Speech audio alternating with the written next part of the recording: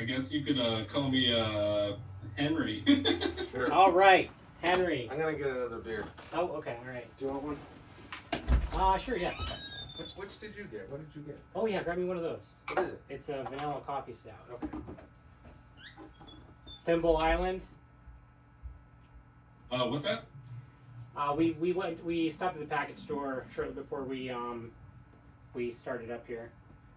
Chris got some kind of draft can beer with those little things inside. Yeah. Yeah.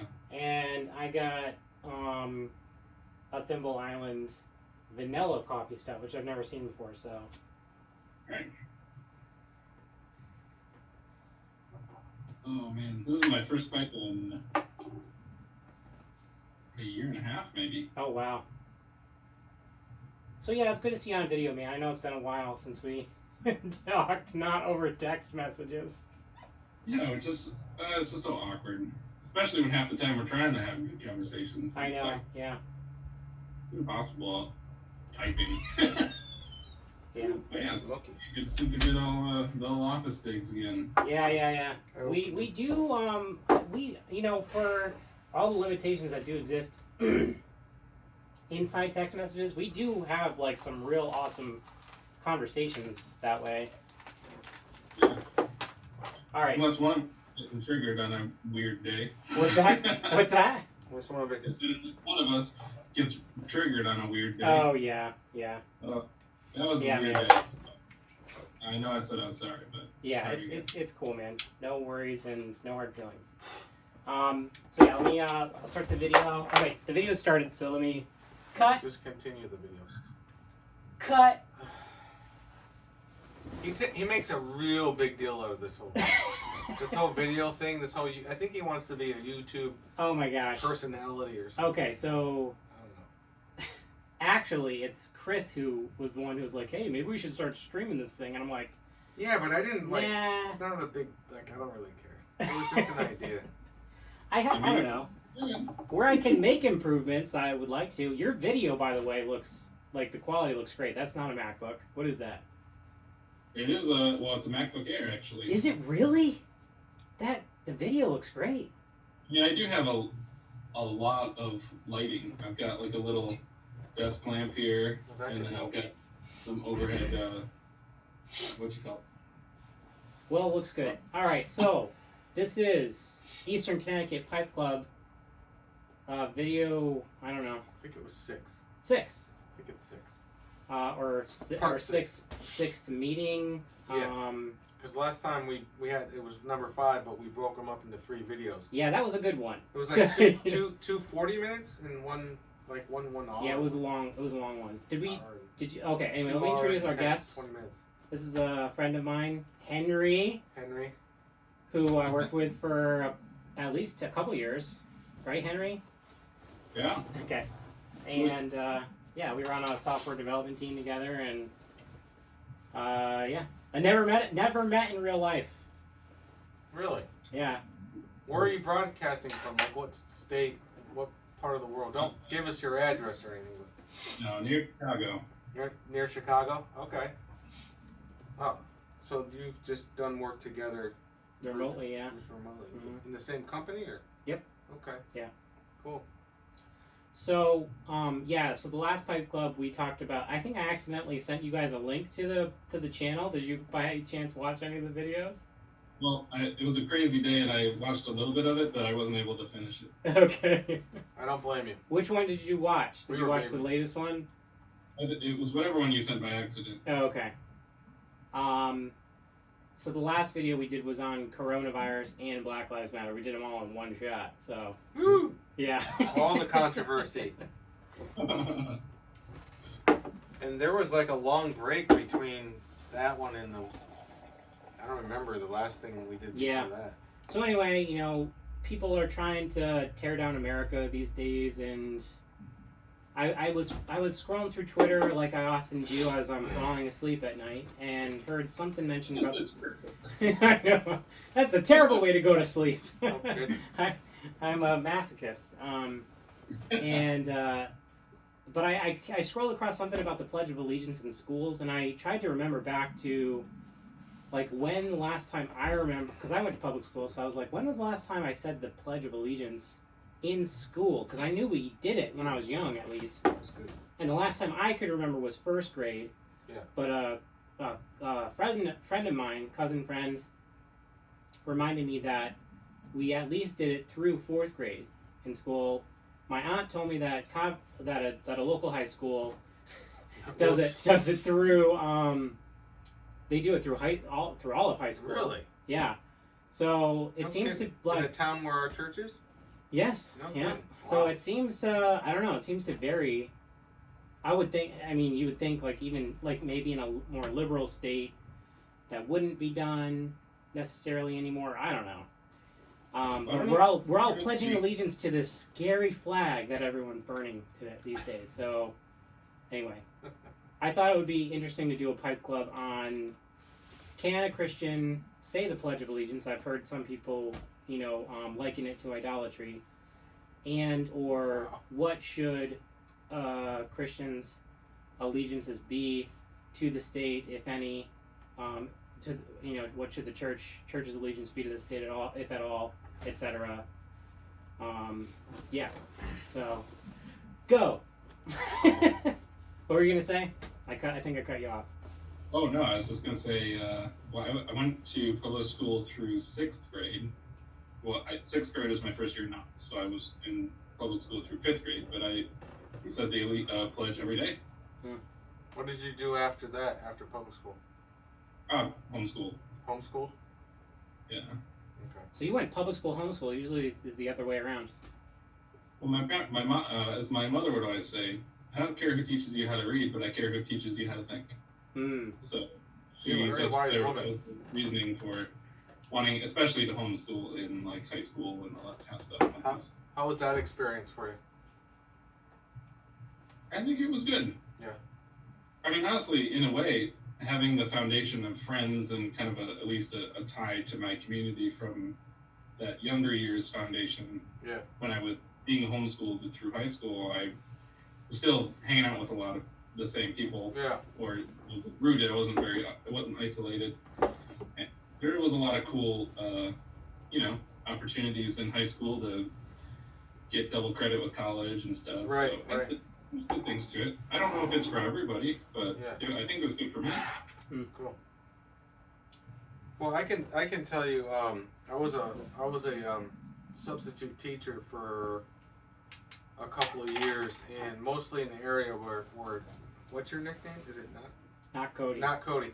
In the area where Not Cody lives, and in also an area in New London County where we live in our state, the state of Connecticut. And my experience was that they did the pledge at least through elementary school. And maybe, I think I recall, I might be wrong. I'm going to definitely say elementary school, maybe middle school, I'm not sure. Definitely not high school. And I don't know why I never asked. I didn't really care, but that's the comment I made on your post when you asked that question about the pledge. When I ask those general poll questions, a lot of people like to participate. It's very Really? it's not like what is that word called? Non-controversial. Yeah, it's not dividing. What is that? What's the political word for? Divisive? Not Divisive. divisive. It's Polarized. Partisan? It's not polarizing. Not Polarizing? partisan. Yeah, one of those. Yeah. So I went to a Christian school, and I know all the Christian school peeps will probably agree to this. Some of them. We went to Christian school for 2 years, and not only did we do a Pledge of Allegiance, and actually my daughter went to a Christian school. My eldest daughter went to a Christian school for 2 years. They also have the Christian Pledge. Yeah, look at this hot Broco. Yeah, which I don't know what it is, but it was like I pledge allegiance to to the Bible. I don't know what it is. But it's so that was always kind of weird. That might in fact be more controversial than the Pledge of Allegiance to the American flag. I don't know. So they do, some Christian schools do that.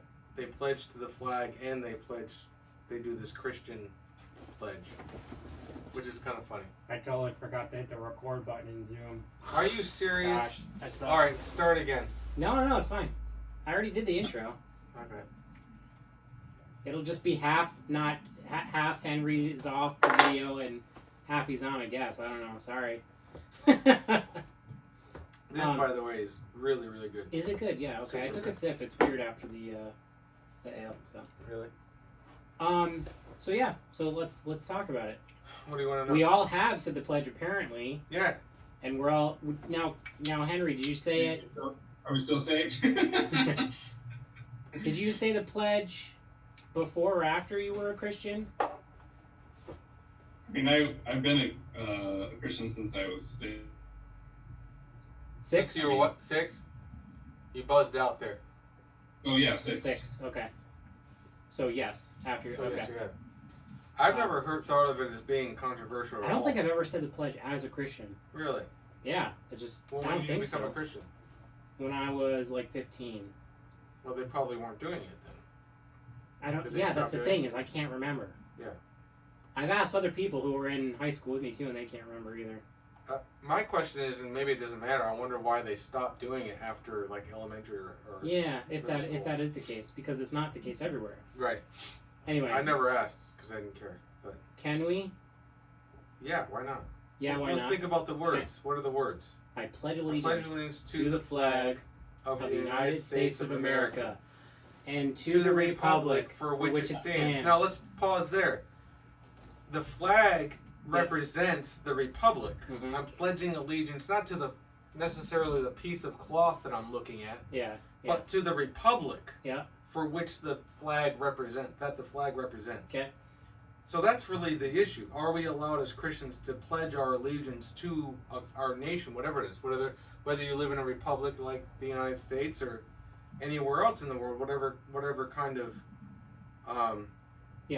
country you live in? I suppose if we lived in communist North Korea and we were a Christian, probably you don't want to pledge allegiance to the communist nation. I don't know, but to a republic.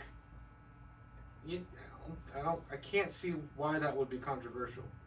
To Republic for which it stands, one nation under God. That clause, I think, was added by one of our presidents at some point. It wasn't always that. One of our presidents added that. I read to something. what? Added what? Yeah. Oh, Added in one nation 1954. under God. Yeah, one nation under Yeah, God. wasn't that Jefferson? No, I think it was after that. Really? One nation under It God. did in like 1956. Yeah. Oh, yeah. It recent. was much. Okay, it all was right. much later. Yeah. One It nation wasn't- under God, indivisible, and all that is fine. But people have a problem with saying one nation under God. Maybe that's where the controversy comes from. Well, I mean, okay, we got one yes, Cody, or not Cody. What do you think? I mean, just a quick take, obviously. I think it's okay. Yeah, quick take. Yeah, but where do you? Well, thanks. It's exciting if we don't disagree. Oh yeah, okay. Well, pretend to disagree. Well, we Play could devil's very, advocate. quickly pivot to other things, like how is the church supposed to relate to the state Well, the only thing outside of that? the only thing I'm thinking of, and it's just an interesting historical fact, which and I know only a little bit about it. So, like the controversy of church state, at least in the Christian age, Like last the 2,000 separation years. of church and state. Right. Yeah. I think probably goes back to at least Augustine. Okay, His- wait. his- Let's what? not. Okay, go ahead. Let me just speak, will you? This is the only thing I do. His magnum opus, his big deal is the city of God, right? You've probably heard of this. Mhm. So the city of God is Try reading it. I don't know. it's massive. It's like this big. I've only read parts of it Yeah. for research, right? So it's really good though. I Have mean, you ever read the Augustine's City of genius. God, Henry? Henry? No. Henry? No. I have not. Okay. So I do Augustine, but he's a little weird sometimes too. Yeah, so- He's always fun. We go to a Presbyterian, so Reformed church. we're So very Augustinian. yeah, very Augustinian. Augustinian. But that's okay. I mean, I don't agree with everything Augustine Yeah, believed sure. too. Yeah. But anyway, the City of God, the full title is the City of God Against the Pagans. Oh, is it? Yeah, that's the actual title. Hmm. But it's shortened to City of God, and it's sort of the premise is what we're talking about. Believe it or not, how do Christians relate to the state that they're in? Hmm. He was writing at a time at the fall of Rome, when Rome was being invaded by the barbarians, and it was almost the end. It was almost the end, and he wanted to tell his churches, because he was a bishop, and a lot of people looked to Augustine. He was kind of the guy, right? And he wanted to instruct the churches. Like all good Christian leaders, he wrote a book. He wrote a book, and it's this thick. And he wants to explain what's going on from sort of the big picture. Why is God allowing this to Rome? Mm-hmm. Rome is a big deal. Rome was they did a lot of bad things, but they did a lot of good things too. They brought a lot of prosperity to the world. Weird. Sounds eerily. All right. Hold your horses there, Captain Patriot.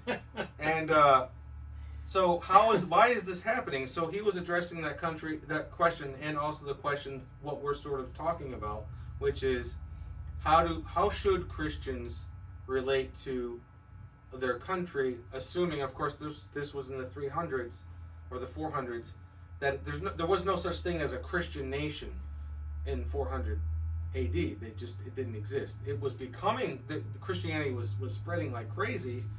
But there was no Christian nation. It was all pagan nations, what we would call pagan nations. Until like Constantine. Exactly. Yeah. So this was generations after Augustine. But he was trying to address this question, sort of calming Christians down, because it was a bad time. It was horrible, the things that were going on. And they were worried about the demise of Rome. And he was addressing a lot of issues, but it was kind of centered on the question that we're discussing, which is kind of interesting. So this discussion has been going on almost the entire history. What of the was church. his answer? His answer took 1,000 pages. So Okay. I mean, Right. it was a long answer.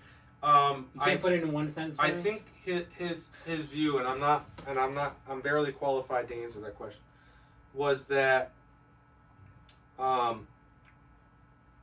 part of the problem was that the Romans were blaming the Christians for the demise of Rome, because Christianity had really taken root in Rome, not necessarily in the rest of much of the world, but in Rome it was becoming more and more popular. So Rome, I believe, was becoming more and more Christianized, and so the pagans, the non-Christians in Rome, were upset. They were thinking that because Rome had abandoned its traditional gods, this was happening. And Augustine starts by saying, well, look at your history. Look at Roman history. When you followed the traditional gods, this kind of stuff happened anyway. This stuff has always been happening. There's always been wars. There's always been, factions and right, yeah. Even within the Roman, even within the Roman Republic, with the tension between the Republic and Caesars and all this stuff, it's always been going on. So don't blame us. This has always been happening. And then he starts to try to explain the good things that Christianity has done for Rome and for the world, politically and culturally and so on. And then I'm not sure how it sort of goes from there, but he explains the philosophy of the Greco-Roman culture and how it relates, and where they get it right according to Christianity, where they don't get it right, why Christianity is sort of better than some of these philosophies, and then he kind of I think he then goes on to kind of give a defense for Christianity, apologetic for Christianity, what Christianity teaches, what it's about, why it's good, and but I think that I don't really know all the answers, because I have only read some of it. But he does talk about that tension between our allegiance as Christians, and I think what he might say, don't quote me on it, and YouTube followers, if you happen to know better, put it in the comments. Leave a comment below. Don't forget to subscribe and ring the bell. I think what he would say is is our first allegiance is to Christ, and that is above all. So if you Sure. live in a country like Rome where everything is falling down the crapper, you can still be a Christian, and you must still be a Christian. And if it comes to it, whether if there's ever a point where you support the church or you support the state, obviously you have to support the church. Mm-hmm. You can't if it ever comes to a point where you can't do both, Right. you can only do one, you have to support the church. And his view seemed to be that, yeah, it's bad that Rome is falling, but it was an opportunity in his mind to spread the gospel to the rest of the world. And that's actually what happened. That's exactly what happened, because the Romans did fall by the Goths. I think it was the Visigoths. I don't know, one of them. And as people were depopulated, and they kind of, like in the Jewish diaspora, they spread the gospel throughout Europe and maybe even throughout, more. I mean, the gospel was all over. It was already in Asia and stuff, but they spread it out to the barbarian cultures that were depopulating them. And Augustine saw that as God's providence, and he talked about providence. That's a big deal in the city of God. He gave a very clear exposition of the doctrine of providence, and so he saw that as an opportunity for the gospel to spread. Even if the country fell to ruins, he saw that the church is going to stand. The church is not dependent upon the state for its success. So my only point in all that is to say that this has been around forever. This question has always been around, for at least the church age, the period of the Christian church. So Henry, you are of the persuasion that yes, it's okay, or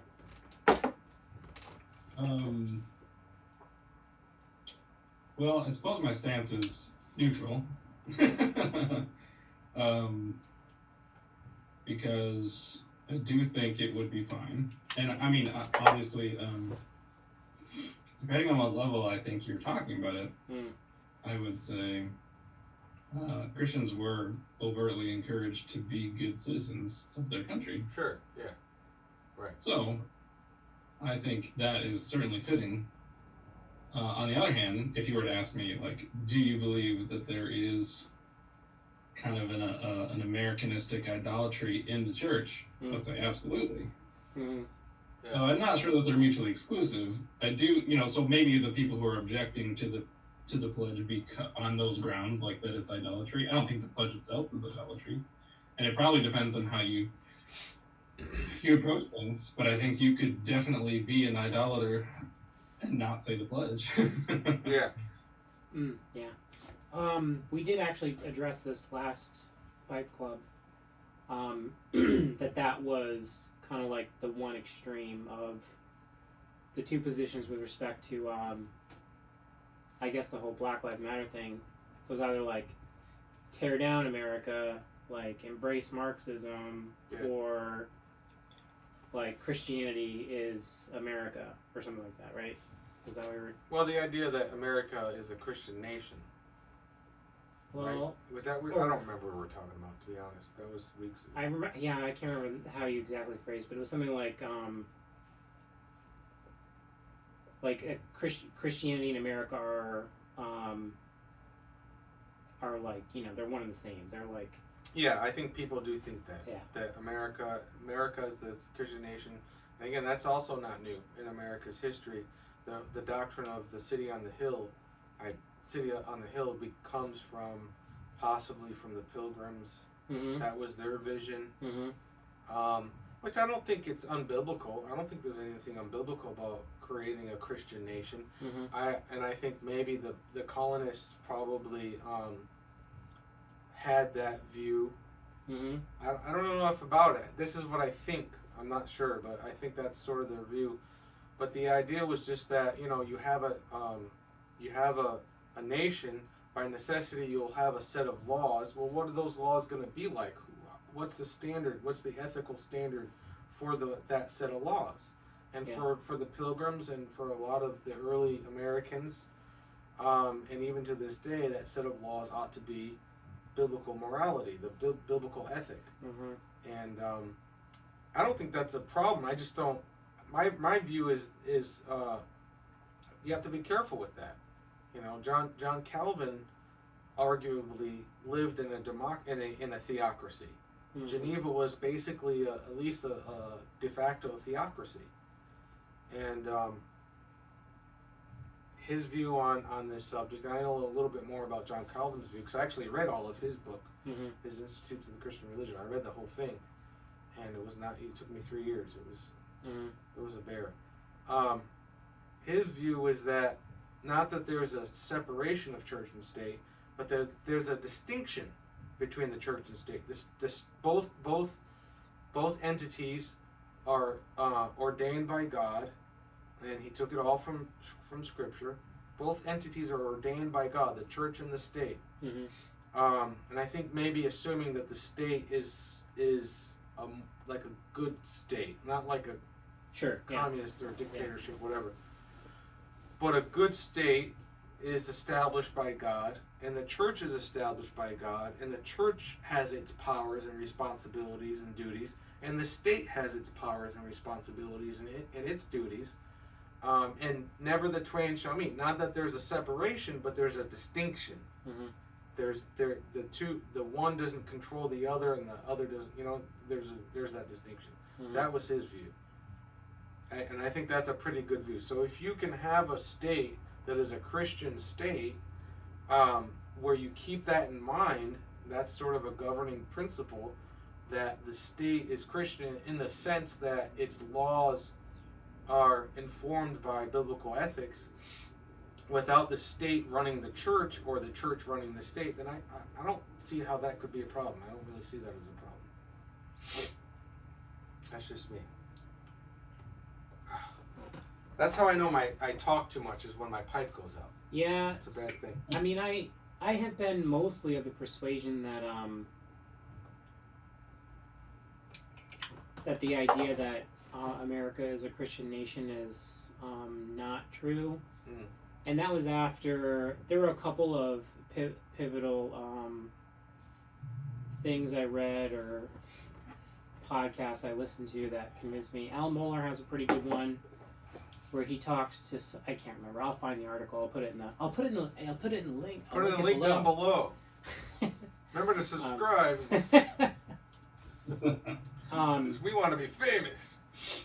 But it was a historian that he spoke with who talked a lot, mostly about John Adams, and how John Adams, though he was, I guess like a self-identified Christian, denied things like some of the central tenets of the gospel, like that Jesus was fully God or something. I can't remember what exactly, but things like that. And then like the fact that some of the most well-known founding fathers like Thomas Jefferson and Benjamin Franklin were obviously not Christians. Right.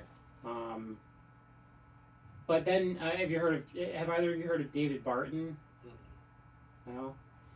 No. Have you heard of? You've heard of the Kirk Cameron did a video a little while ago on America. Did you see that video? No. No. I'll link that in the. Biggest Kirk Cameron. Yeah. Hey, he was great in Growing Pains. It's true. Let me tell you what. I guess I'm dating myself. I don't know. I remember watching the video in theaters, I think, when it came out. It was like one of those like Of course you did. one day Christian films in the movie theater kind of deal. And you're the kind of guy and it was that like goes to there was those like a whole things. live stream thing. I do go to some of them. But But I where went. the church is going to take back the culture. No. Yeah. Let's that- do no, it. The reason I went there as a critic, I knew what I was getting good. myself Good for you. into, and But you My- kept an open mind. my I hope. point is though that I believe that David Barton was interviewed in that video, and I was. Who is he? Who is this guy? He's like a historian. He Okay. collects. Is he alive? He is, yeah, and he's like, I don't know. He's So what he's is Mark. what you would call like maybe not a philanthropist, but he's got a lot of money, and I know that he collects like a lot of historical artifacts. He was in Stephen Crowder, did like I can't remember what it does, but every 4th of July, I think he goes there and he does something with David Barton, but he basically owns all this stuff, like all these old like Bibles that were in some of the original public schools, stuff like that. Yeah. And apparently he also recently just got his hands on some of like the original Star Wars memorabilia, like R2D2 and some stuff like that. So it's not all kooky, but the guy seems to know his stuff, and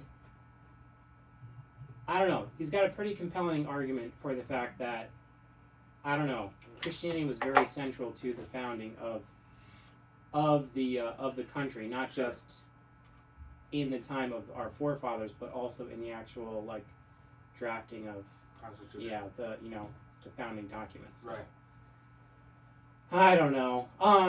Yeah. Well, another thing to consider too, and this is something that was brought out by one of my former pastors, who's sort of a history buff. He's not an expert. That's not his field or anything, but he's a history buff, and he brought out the point, and I think this is verifiable. I think he's right, that there's two movements going on in the mid to late 18th century that were sort of, well, one was a flash in the pan. The other one was a little more important. So the first one that was a flash in the pan was deism. Deism is a worldview that we ascribe to like Thomas Jefferson and some of these guys. Yeah, he spun up the universe in a stepped way. Yeah, deism is the clockmaker god view. And that was never a view that took hold philosophically or theologically in America or anywhere. It was important. It was popular for a short while.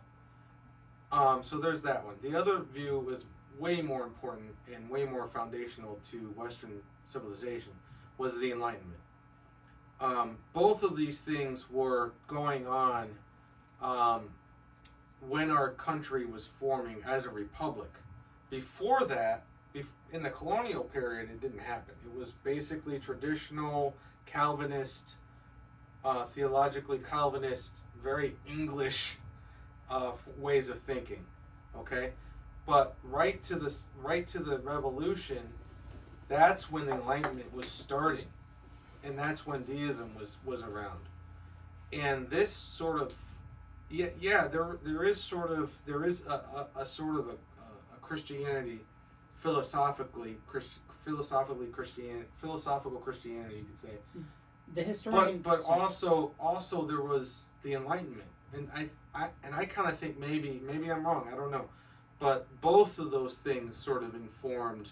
So it's sort of a syncretism that's going on in the formation of the Constitution, you know. Yeah. And some of our just sort of the philosophies that were going on in American thinking at the time were absolutely founded or informed by Christianity, but also informed by deism and Enlightenment thinking. That's important too. That's important to think about. Yeah, I think the historian that Al Mohler interviewed, I think, basically arrived at the fact that so Christianity was chosen as the civil religion of the Republic. Does that make sense? Could we agree? Well, maybe that not might like be sort of like what was happening, or maybe. Huh? I said I don't know if I'd agree with that. No, okay. I mean, I think culturally that's probably true. I don't know if officially that's true or not. I think culturally that's true. Yeah. But I don't know if officially it's true. One of the probably the objectives of my homeschooling in high school was this idea that like, it's a Christian nation, we don't want to have be educated in like some other worldview essentially. So yeah. I think I was primed to agree with that, but I think through time I have come to not agree with that. I mean, I don't think there's a case to be made that it's a Christian nation at all. But based on what? How would like you said, I think you've got a lot of people in this equation that are forming a new nation. So the individual motivations of people obviously were predominantly, you had lots of Christians involved. Right. So they had lots of Christian motivations. Like almost all of them, basically, almost all of them. But, it was a couple of years ago that we took a vacation to England, and it was kind of eye-opening to realize, like, oh, this is an overtly Christian nation. Yeah. England is Okay. it's a Christian nation. The Queen is the head of the church. Yeah, well, and like when like literally it's like the church is the one who ordains the queen. Right. Like they're kind of the ultimate power brokers, Right. and they're baked into the whole infrastructure in a way that America does not have at all. Right. Even though nowadays, obviously, the roles and how we act are completely reversed. I mean, England predominantly acts in a completely secular manner, Right. and by and large, the church does more or less control the government in lots of, or at least is involved in a lot of ways. So yeah, it's kind of interesting. But in terms of its actual structure, America was the first country to explicitly not have a state religion. It's the first country to be explicitly secular, which is not necessarily something you would do as a Christian. What do you mean by, well, okay, how would we, well, I guess two things. One, how would we define Christian nation? And then two, obviously, like, the founding documents, they don't say, religion, Christianity. Like, they didn't pick that and assign it to this country. But, and, it's obviously, e pluribus unum, out of the many one. Yeah. This idea of pluralism is kind of like a big value. And, but then you have people, like, even people who are not Christians, like, Jefferson was the Secretary of State for a time, or what was he before he was I don't know. president? Was he president? Was he ever president? See, Jefferson, I went to public school, man. Oh my gosh, he was our third or fourth president. He was the one that he was the one that put into play westward expansion, which was a disaster for America. Was it? Oh, like westward expansion? Yeah, he was the reason that the Indians got kicked off the lands. All right. Yeah, he was not a great guy.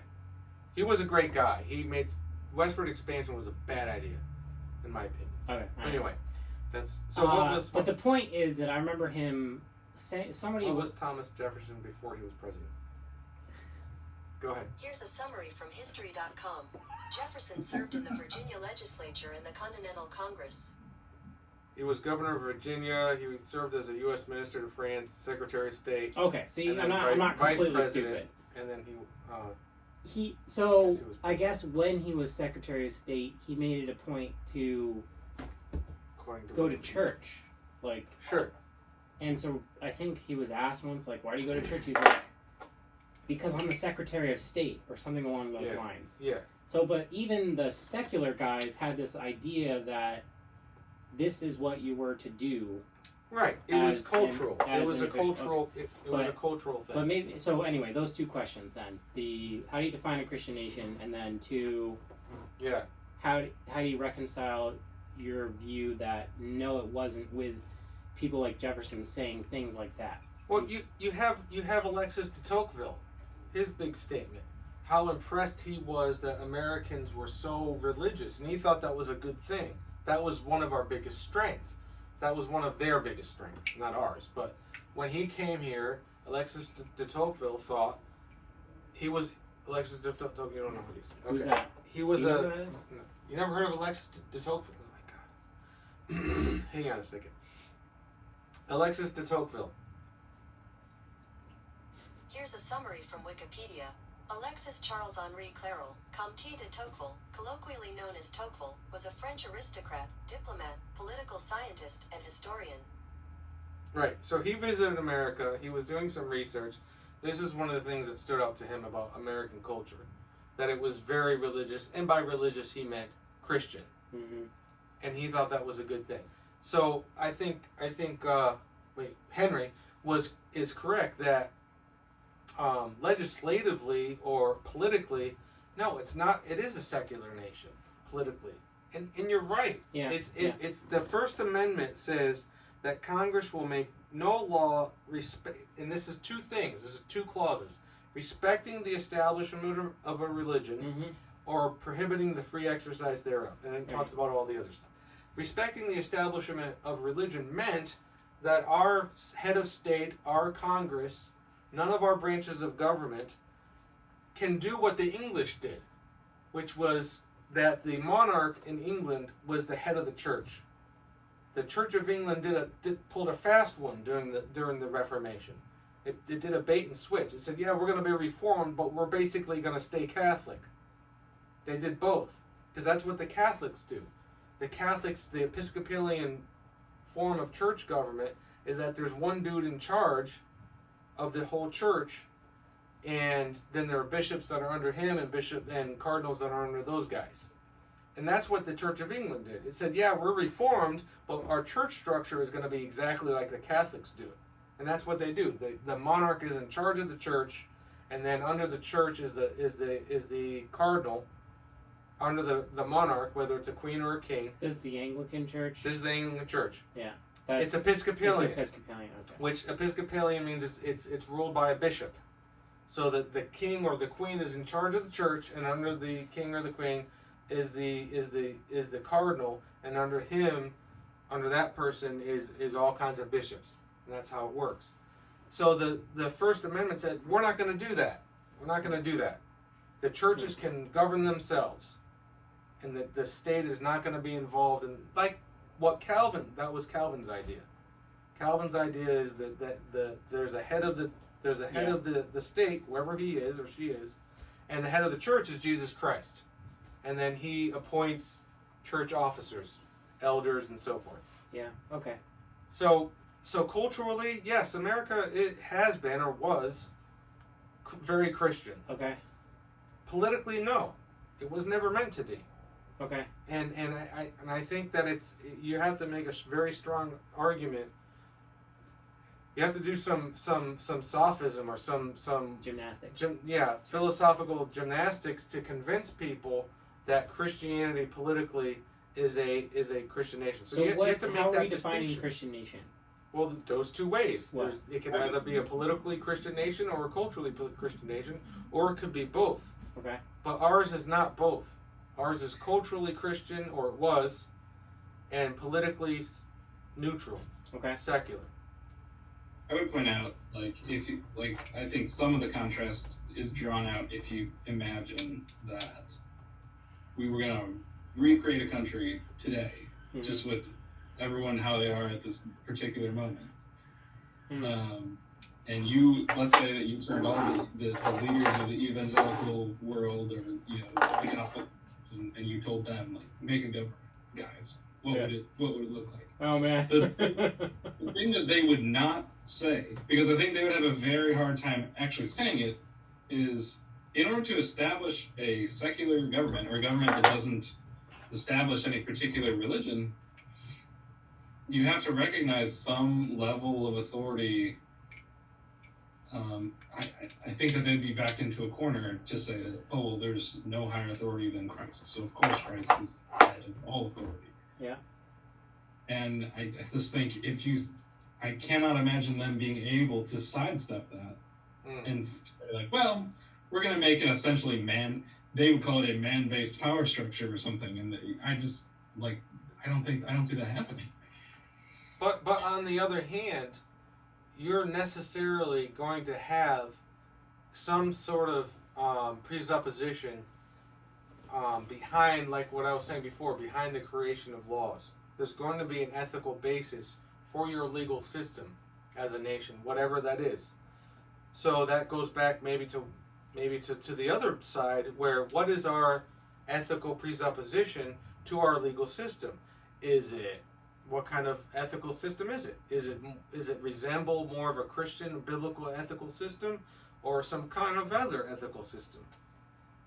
That's an important question. Way down the rabbit hole or not? Say again. What's that? We want to go way down the rabbit hole on that one? Or Well, not? maybe not. I don't think it's that. I think it's right at the top of the rabbit hole. Where do we start with our Constitution? The Constitution is the supreme law of our land. A republic is a nation governed by laws. That's the kind of country that we have. We don't have a democracy. We don't have a monarchy, thank God. Both are terrible. We have a republic. It's a nation governed by laws. What is the ethical basis for that, for the laws that we make? Are they more resembling Christian ethics or some other ethical system?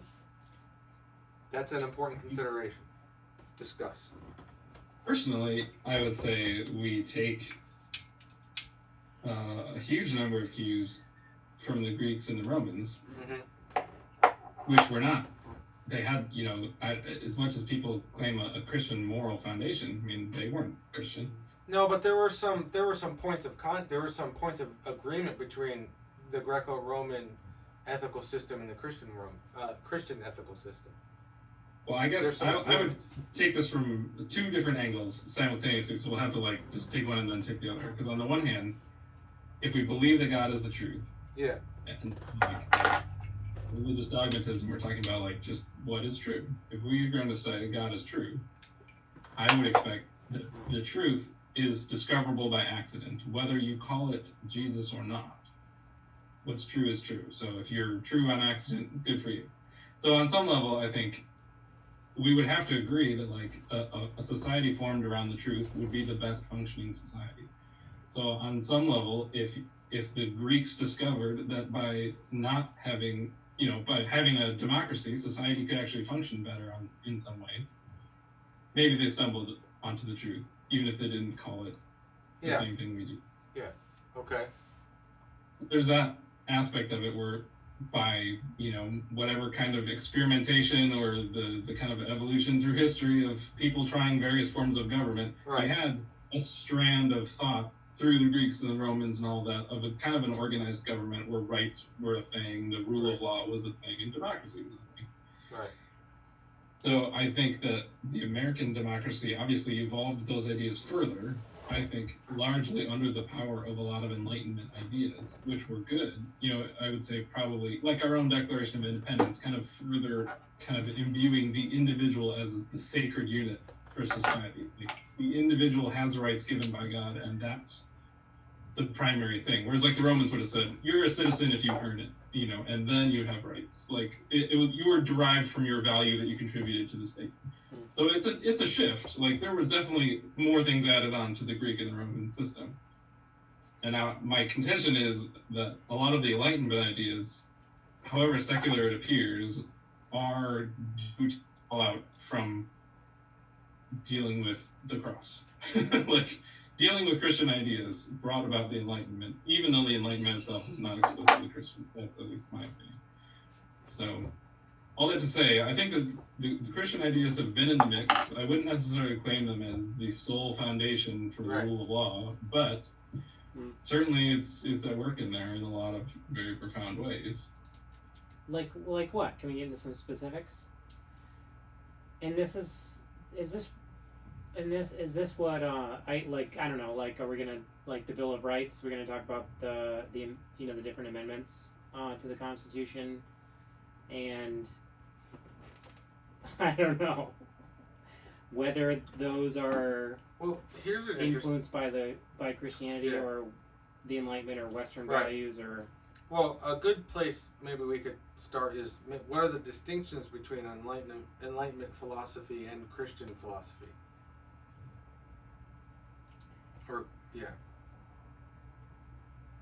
What are those distinctions? I'm here to learn. Teach me. I mean, I grew up by and large being told that the Enlightenment was the enemy. Yeah. Right. I studied the Enlightenment a little bit. I studied. Yeah, go ahead. I'm sorry. Oh, sorry. The video lag. I was raised taught that the Enlightenment was essentially a blossoming of man's reason, wherein he became prideful and felt confident enough to abandon the idea of God. And so the Enlightenment was essentially the man's trust in himself that was essentially the precursor to just full-on atheism. Yeah. I studied modern philosophy. What did we call it? I forgot what the class was called. I'm a philosophy major for whatever that's. I was a philosophy major. I haven't Yes. kept up on it. And I don't care as much about it as I used to. But I did take one class, so, and I don't really remember that much. I did pretty well in it. Class on the Enlightenment? No, on what do they call it? Early modern philosophy or modern philosophy. So we studied. It was like a history of philosophy class. So we studied. We started with Descartes, and we did Descartes. Descartes was sort of the beginning of the Enlightenment. We did Descartes. We did mostly Descartes for like 4 or 5 weeks. We did Descartes, and we did his meditations. And then after Descartes comes John Locke and David Hume, and then we did Immanuel Kant, unfortunately for only 2 days. So these were the big names in the Enlightenment period. And like what Henry is saying, there's a lot of agreement between Christian thought and Enlightenment thought. But there's sort of a very subtle disagreement. And I think it is more humanistic. That was sort of their point, because they're at one point I think this was maybe David Hume was sort of the distrust of authority. Skepticism. Yeah, skepticism. So the distrust of authority, not like in the whiny millennial sort of distrust in authority, but just the authority as being, whether it's the authority of the church or the authority of the state, as being the truth makers. Like something is true because the authority says that it's true, which is clearly fallacious. That's not true. It's not what we believe as Christians. It's not true just because your pastor says it's true. It's true because God says it's true. But the Enlightenment thinkers would even dispute that. Right. So yeah, it was very humanistic. And is it the enemy of the gospel? Well, maybe. It's the enemy of the gospel in the sense that anything that disagrees or contradicts the gospel is the enemy of the gospel. Places like human reasoning above. Yeah. And that's what I think they wanted to do. They wanted to make human reasoning as chief. As sort of the chief, or sort of the, like, you can figure this stuff out for yourself. You can discover the truth through deductive reasoning, through inductive reasoning. You can discover the truth by yourself. Having said that, there's a lot of good stuff that comes out of the Enlightenment. Modern science comes out of the Enlightenment. Sort of the idea of thinking for yourself comes out of the Enlightenment. That human beings are rational creatures. It comes out of the Enlightenment. Individualism? Or... Yeah, so a lot of it is sort of Aristotelian. It goes back to Aristotle. It goes where one of the main differences between human beings and other animals is that we have a mind. We have a rational mind. We're rational creatures. We have the ability in ourselves to at least attempt to discover what is true. And my contention is, if you do away with religious authority as a settler of truth, yeah, you're forced into a corner of using reason instead. right. Like all of us. Yeah. Right. So and I think that the Enlightenment is kind of the fallout. Like, I mean, you have the Bible loosed into the hands of the common people, and now they're all like, oh dang, I can read this without the priest. Right. I think in large part, as much as even if we object to the Enlightenment, we're all living in it. Absolutely. Yeah. Like I said, the Enlightenment stayed around. Absolutely. A big idea of the Enlightenment, I don't know where this comes from, and it was a throwback to Plato, really, was that one of human beings' main problems isn't a sin problem, it's an ignorance problem. Human beings don't know what's best for them.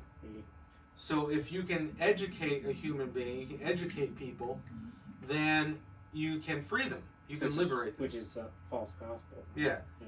sort of the knowledge is power sort of idea. Okay, so if you can get the public educated, then you can free them, you can liberate them, and so public education was a big deal from the Enlightenment.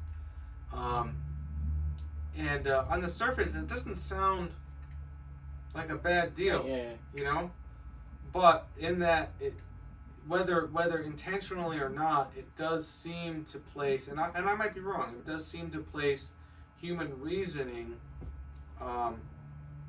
as really, really important. Puts a premium on it, okay? Let's say that.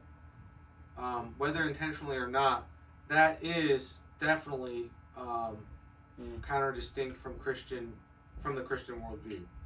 The Christian worldview says that God's mind is where we get truth. And yeah, we do, in a sense, as you said, Henry, we do, in a sense, stumble on the truth sometimes. It happens by accident.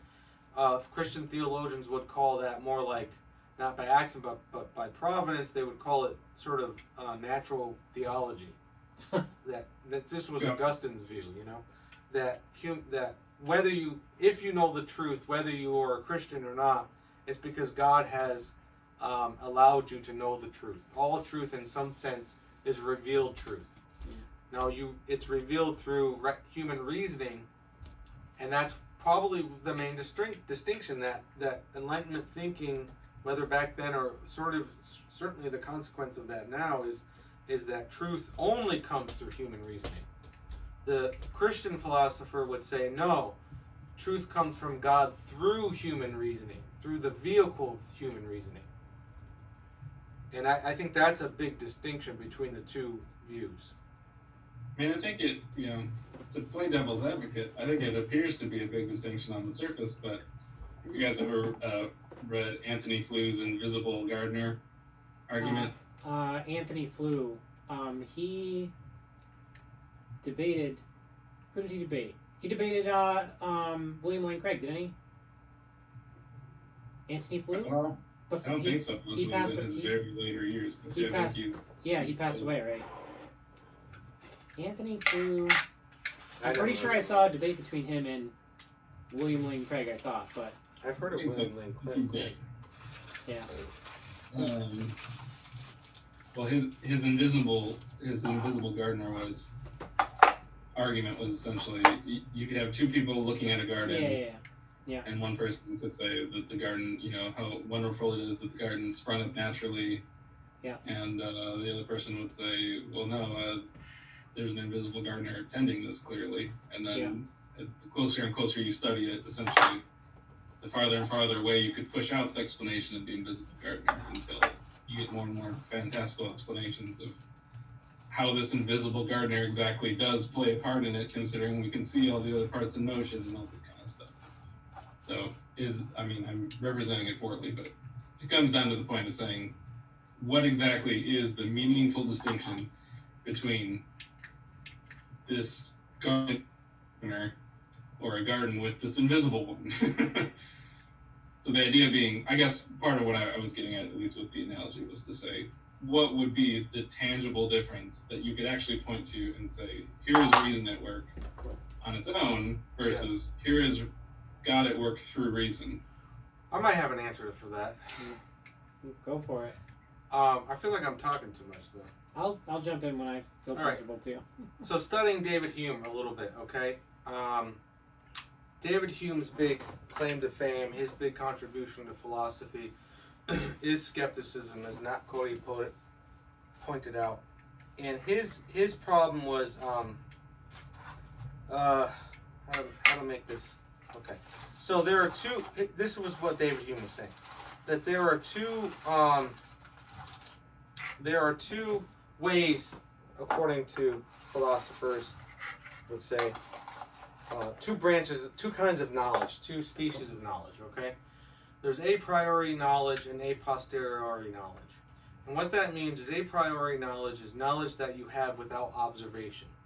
So that's math, that's logic, okay.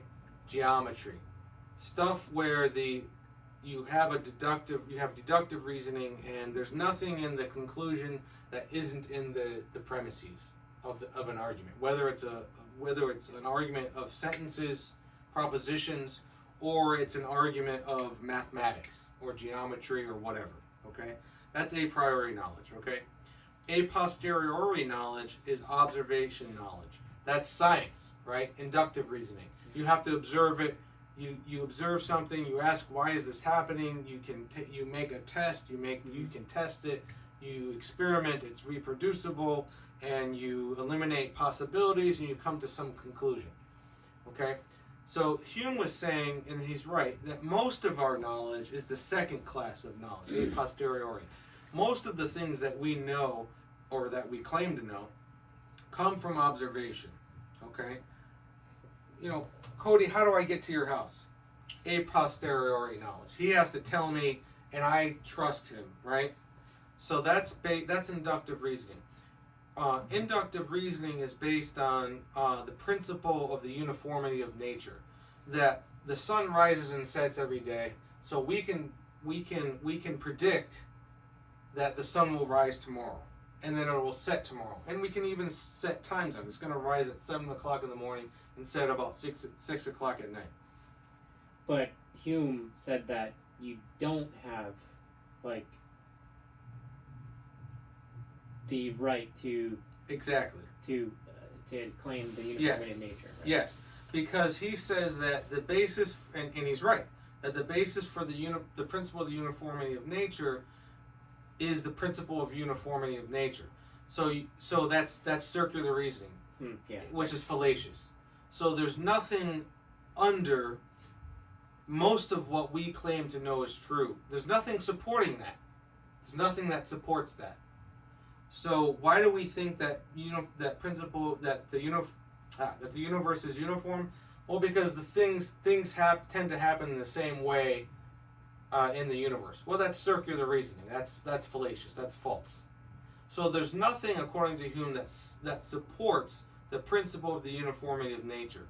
We just believe it as he called it, as a habit of association. X doesn't. This is his words, right?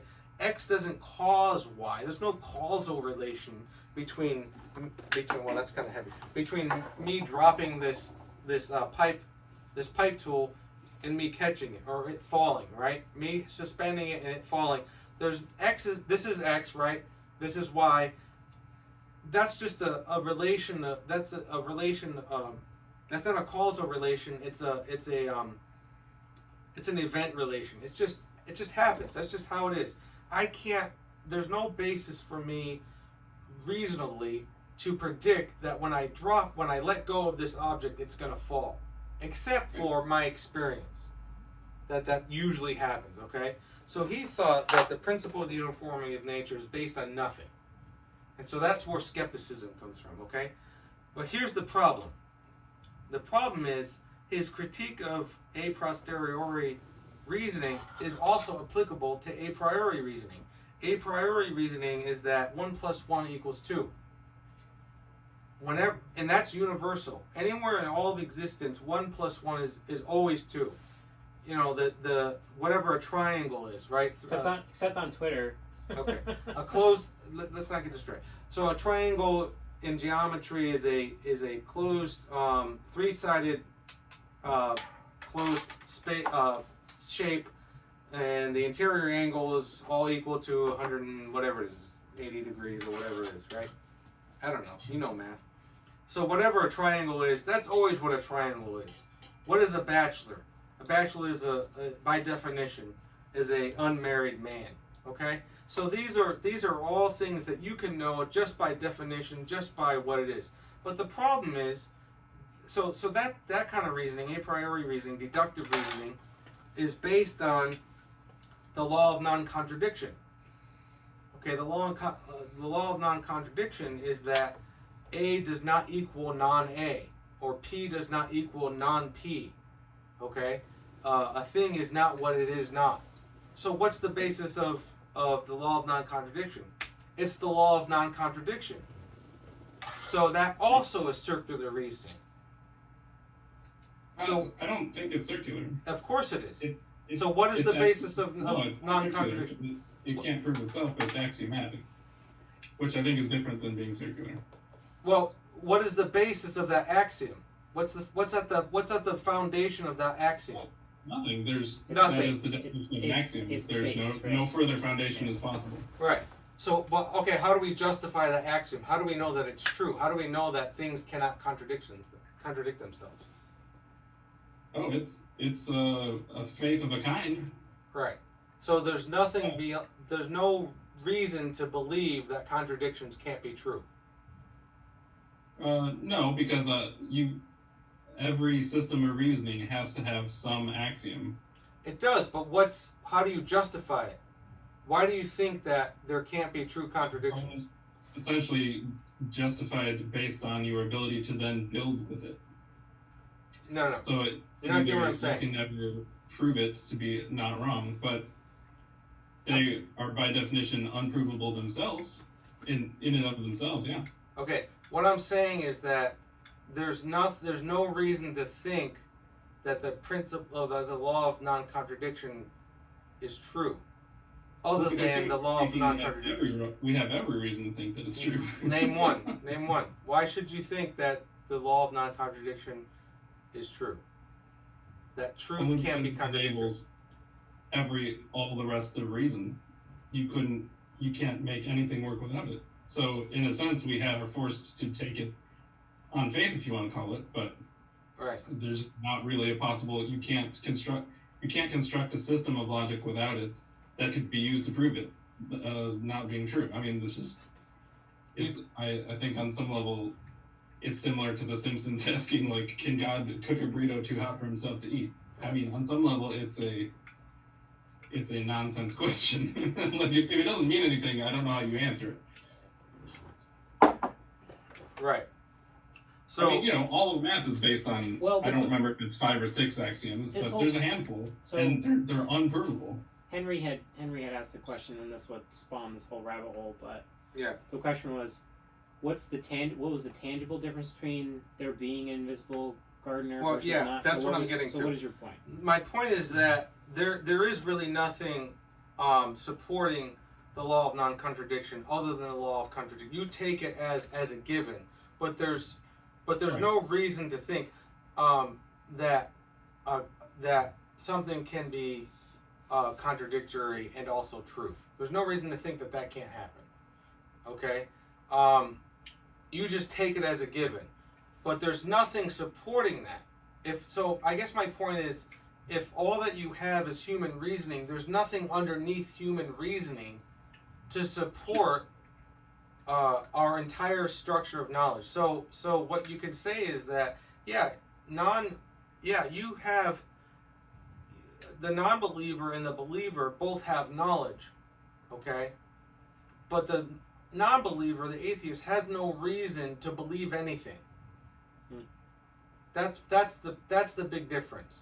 The non-believer in a godless universe has no reason to believe in anything. Because I don't really think that, no. Like, he has no justification for it. His knowledge is not based. Hey Google. The lights went out. Sorry. Lights on.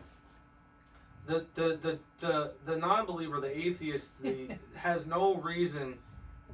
His knowledge isn't coming from anywhere but his own brain. His brain is limited, and his understanding is based on circular reasoning, and so there's no reason to. There's no justification. Well, that's the big difference. Is we have a justification for knowledge. Well, what is it? Is what I'm asking. That God's mind supports human reasoning. This is not. It's not even particular to Christianity. This is what Descartes thought. This is what Aquinas thought. This is what Plato thought. That there is some mind in the universe that supports the human mind, without which there is no knowledge. But from a human experiential level, if you don't have access to that mind, what is the qualitative difference? You do have access to it, because God is graciously allowing you to know things, without which God's mind, that you know things, is the argument. But I'm saying that is just as much of an axiomatic assertion as that reason is the mind. It really isn't. It gives a justification, whereas you have reason to prove it. It gives a justification, God's mind, that there's a mind beyond the human mind that is a perfect mind that doesn't make mistakes. There's But that supports the human reasoning. Without that, all you have is human reasoning, which at the base is circular reasoning. Where are you getting this from? I think that's an infinite regression, though, because you could say, okay, human reason needs a base, so it's God's mind. Yeah. Well, doesn't God's mind need a base? No, because No. God's mind is the Because by infinite definition, mind. it's the bottom. But I'm saying you could also assert that by definition, reason is the bottom. Otherwise, you just have an infinite chase of more and more bottoms. Why? If that infinity that the infinity that you're talking about Henry, is did you watch any of those videos I sent you? How to Answer the Fool or the or Collision, the Doug Wilson. Did you watch any of that stuff? No, because I've been working like ridiculous amount of overtime right now, so I have not been doing anything. Okay, all right. well, the infinity that you're talking about is the infinite mind of God that doesn't make mistakes. Your mind makes mistakes. Okay. Doug, Well, I guess part of what I'm saying is how do we evaluate the mind of God? Well, that comes through that's where the argument ends. That's where the argument terminates. That the mind that you have to the only way you can evaluate the mind of God is through revelation. So that point is properly conceded. interpreting Revelation? I'm sorry? How do I know I'm properly interpreting Revelation and I'm not being deceived? can I ask a question? Yeah. Sorry, I don't mean to. Well, not- yeah, you start with the standard. Go ahead. You start Where you start with the are you standard. getting this from? This whole like idea From me. from you? You came up with this? With the This thing is- that I just said, well, partly from this class that I took, that I'm not the only one that has criticized David Hume this way. There Yeah. are other philosophers of science, other philosophers that have said, yeah, the criticism that Hume Did you has. get the idea though that Christian theism is the only way to respond to this? Well, it also comes from Plato. This is the Euthyphro problem. This goes way back to Plato. But the Euthyphro problem is an ethical problem, but it also expands into epistemology too. Like how do we? The Euthyphro problem talks about how do we know what is right or wrong, and basically the idea is it just tradition? Is it revealed? What is it? And but that expands to epistemology too. How do we know what is true or false? All right. True according to who? False according to who? I'm gonna rope this back in Yeah. to try and keep it on topic. Oh yeah, we were talking Because this about is super God. interesting, and we could have a whole other pipe club about. Epistemology and stuff. I don't know. Yeah, how did this we is, get honestly, off on? How did we okay, get so off on that tangent? Honestly, I blame myself. Well, he brought up Anthony Flew and the Invisible Gardener. Oh right. So it's And- your fault. Well, you honestly, and I was talking to Henry about this a little bit. Was you sound like a presuppositional apologist. All right. That was our first pipe club, I think. Which is not, which I am of the persuasion. It's just funny Yeah. to hear you. Well, because I agree me, with presuppositional me and apologetics. Mr. Saunders have. Oh, you do. I do, except for that, like Okay. all apologetics, it is weakened by the fact that the only way you can know God is the same way that the only way you can know who I am. God has to make Himself known to you. He's kind of like a he takes a Sure, an put a- integrative Put a label. position between presup and fideism. What's which- that mean? Oh yeah, right. Or You're talking fideism. about Judaism. People pronounce it fideism, but it's fideism. Whatever you call it, I call it the Bible. The Bible says the only way a human being can know God is if God makes Himself known to that human being. Otherwise, all human beings are lost in sin. We cannot know God. Our hearts are hardened. Our minds are closed. We're enemies of God naturally. And the only way for a human being to have that knowledge of God, a salvific knowledge of God, we can have a general. Plato had a general knowledge of God, but he didn't know God like my wife knows me, or that your wife knows you, or whatever.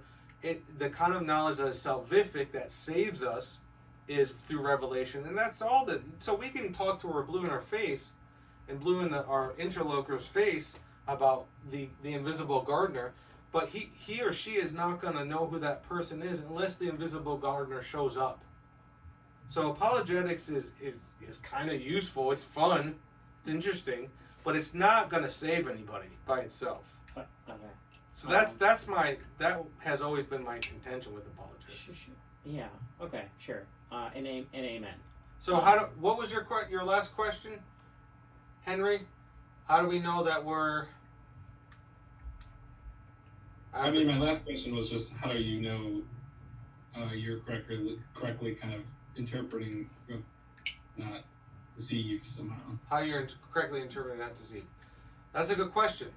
All right. You know, are you hearing the voice of God or the voice of a demon? Sure. Right. Let's save that question. Well, if the scripture, which is a canonized scripture, that has to be the standard. That's what I believe. And you're right. We all have an axiom. That's my axiom. Is the scripture. Yeah. Okay. That's my axiom. Yeah. Well, yeah. We can. Cody's trying to wrap us back to a different topic, so we can revisit that. You do day. that. No, I'm gonna go pee. Okay. All right. Yeah. 'Cause So, I mean, have this is. I mean, a little I bit. like talking about this stuff, and I think it's super important. You know, I think that preaching the gospel is important, but I think addressing the legitimate or even just apparently legitimate concerns of a skeptic, seeker, whatever you want to call them, is also important. And I think we can engage people in their questions and criticisms. You know, give it the you know, Peter 3:15. You know, the defense of the Christian faith. I think we can do that alongside of our preaching the gospel, or that's maybe even part of it. But yeah, we can save that for another. So I guess this whole thing was all about like Christianity in America, and so can we say the pledge? It seems like we all agree. Yeah, probably. You know, so long as you don't like, you know, that you're pledging your allegiance to your country over Jesus. You know, and when faced with the decision to choose either, you know, either Christ or the state, you know, we know which is the right choice. So could say the pledge. We talked about whether or not America was a Christian nation. Maybe we can get back to that a little bit, because I'm not sure if I got an answer to my question from you about that, because Mr. Saunders wanted to talk a lot about philosophy. But yeah, do you think like there are any Christian values baked into our system, into the American project?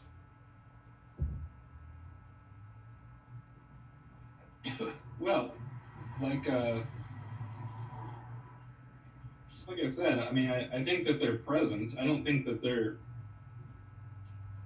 I don't even know how to say it. I think that they're more baked in than the people think when they assert that they are there. I guess I don't know how this means. Okay. For example, like I said, I think there's a fundamental principle, even going to the Declaration of Independence, is this idea of a sovereign individual by sheer fact that he's a creature from a creator. Which is a new idea. Like I said, the Roman idea of citizenship and value came from, well, you contributed to the state by fighting in a war or something like that. Right. And now you have these rights. Like now you have rights because you earned it. Right. Oh yeah. Right. Rather than as opposed to in America where you have inalienable rights. Right. Not just because you exist, you have rights. Right. Not because you're given them by the state, or for example. Okay. I was going to put my finger on any like big button issue of like how did Christianity affect the values that our country is working off of. But that was an Enlightenment value, which again I think came from Christianity. Yeah. So that's probably the main one, I guess. Okay. Yeah. Which is a big one. What? It's a big concept. Yeah. Where do rights come from? And that's in the actual like verbiage of the Constitution, right? That all comes from John Locke. Okay. Yeah. that we're endowed with certain Right. inalienable rights. Right. I mean, it's the Declaration of Independence, so not exactly the Constitution, but yeah, founding Yeah, documents. Right, but that comes from John Locke. So John Locke, am I talking too much? No, Okay. you're fine. So Okay. John Locke argued Man, that back to philosophy, huh? that's where it all comes from. I I okay. keep telling you this. John Locke argued David that Barton mentioned one of John Locke's books, by the way, which I'll try and find after this, but it John Locke was a brilliant guy. He got a lot of things right. seems like we're Boring as the grass, but really smart guy. And politically, from what I understand, his argument is this. This is where it all comes from. It's going to sound familiar in about 2 seconds. That only God gives human beings life. So only God has the right to take that life away. So we have a right to life. Okay? All human beings, irrespective of anything. It's not given by the government, it's given by God. God gives us our life, God can take it away. So in order to support that life, if we don't have liberty, we're not really alive.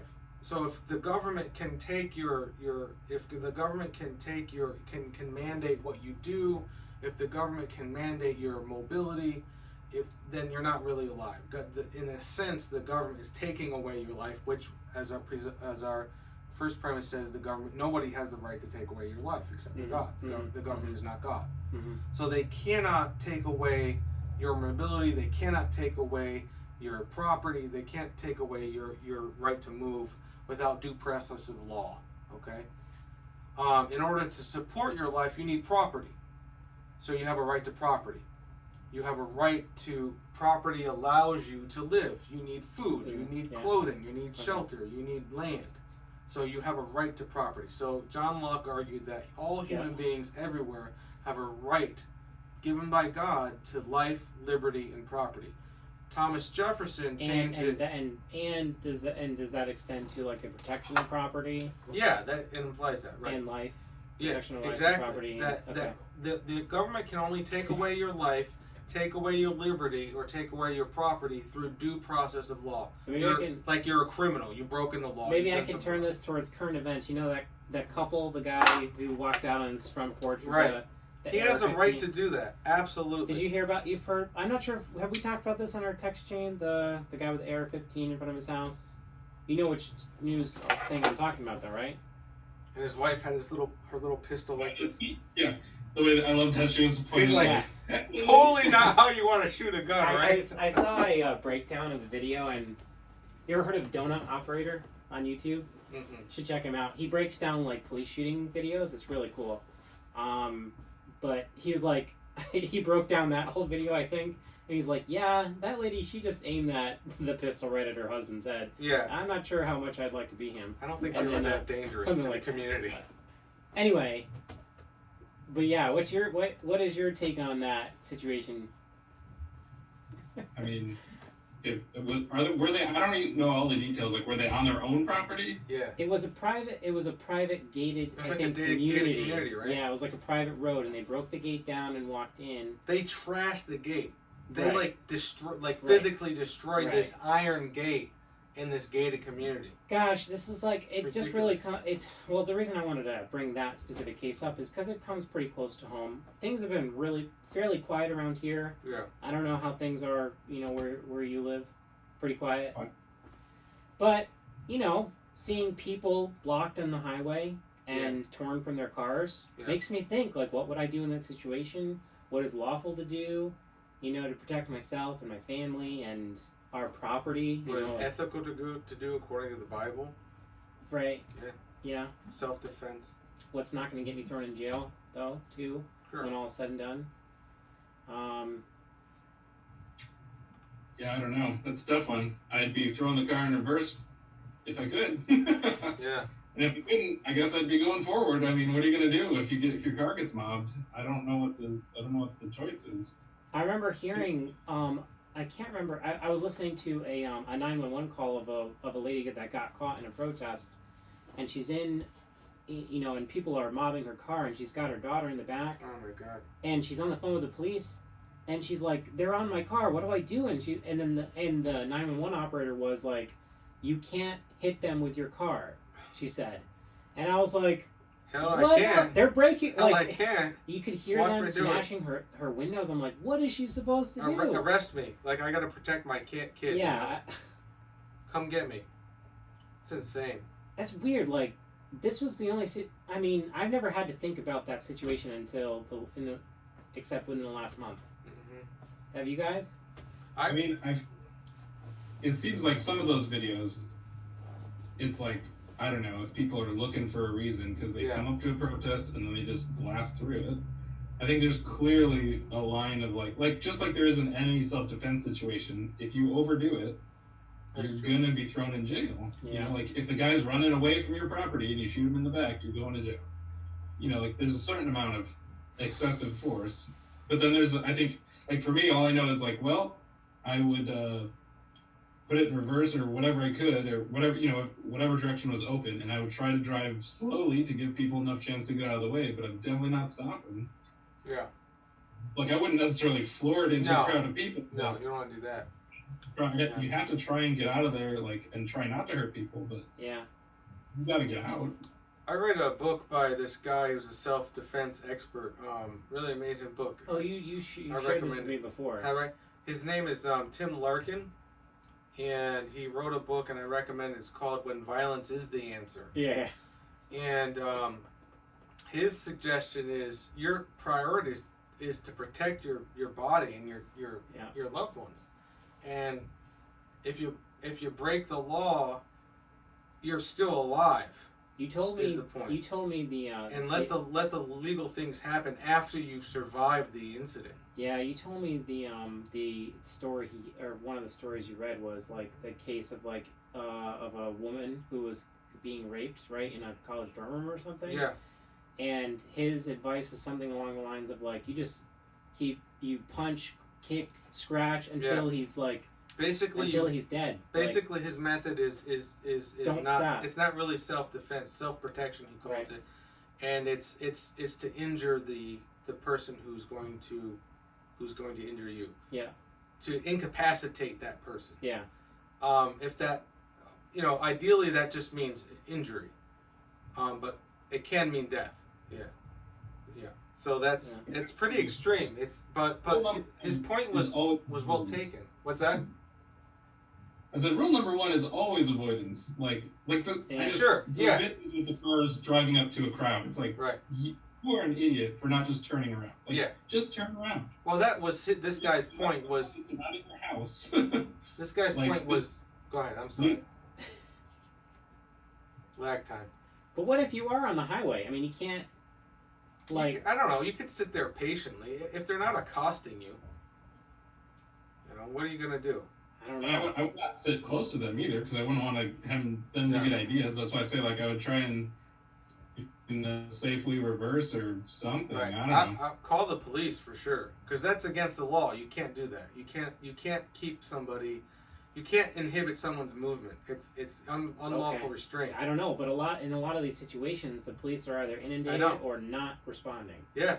They're given stand and they're wrong. And they're wrong to do that. It is considered. Okay, so from what I learned, it's considered legally it's an unlawful restraint. I cannot restrain you either through force or intimidation. To block a highway. Yeah. It's against the law. Or at the very least, it's a tort. It's it's a personal injury.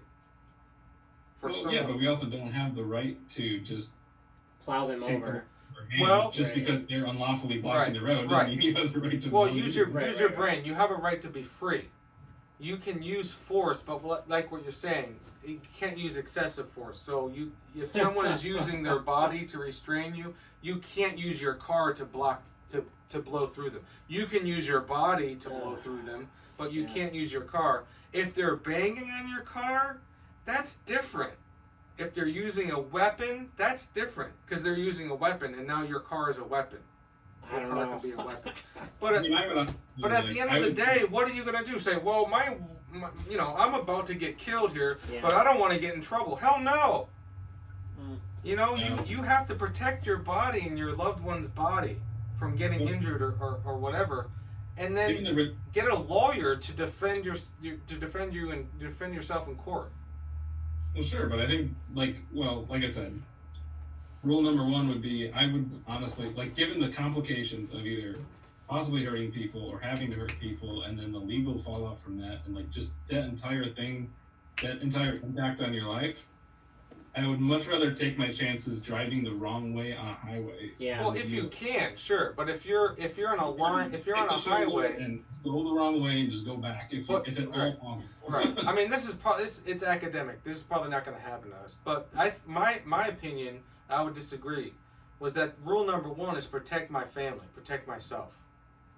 That's rule number one. If I can do that without causing injury, absolutely.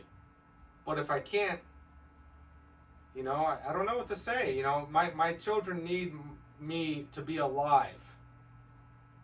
You know, they don't need me to be dead. Even if I'm alive and I have to, unfortunately, go into jail for a little while until I have my court date, and then I can argue that I defended myself because I felt like I was being harmed. I hope that never happens. It probably never will. I live in the country. I don't go out, so it's never going to happen. But rule number one is I need to protect myself and protect my family. That's how I see it. I mean, that's why I say, in the most extreme case, when you are truly backed into a corner, that has to be your decision. Yeah. Like, well, okay, there's literally no way out. Right. Then yeah, that's kind of where it has to end up. Right. But there is, you know, in our legal systems, there are justifiable uses of force, and it's usually one-to-one correspondence. You know, if they're using your body, you can use your body. If they're using an instrument, you can use an instrument. That kind of thing. That's my understanding. I might be wrong. Comment put in the comments. Sorry. So what does that have to do with the broader subject of? Well, you were talking about John Locke, because we were talking about, inalienable rights in the Declaration of Independence. Right. And that's what we're talking about. They come from God. Right. Otherwise, why believe anything? I mean, why think that humans are valuable at all? Ross, right back into epistemology. Yeah, why believe that human beings are valuable at all? Sorry. All right. It all boils down to... So, no, I mean, I think we talked about a lot of stuff. Talk about the pledge, the America as a Christian nation. So, I guess in general, church-state allegiances. I don't know. Do you want to open that up? It's a more general subject. Sure. Any Well, I've spoken too much, so... things, any questions or things you guys want to talk about pertaining to current events? I don't know. Henry, open it up. We can move on to other stuff, too. Oh, I mean...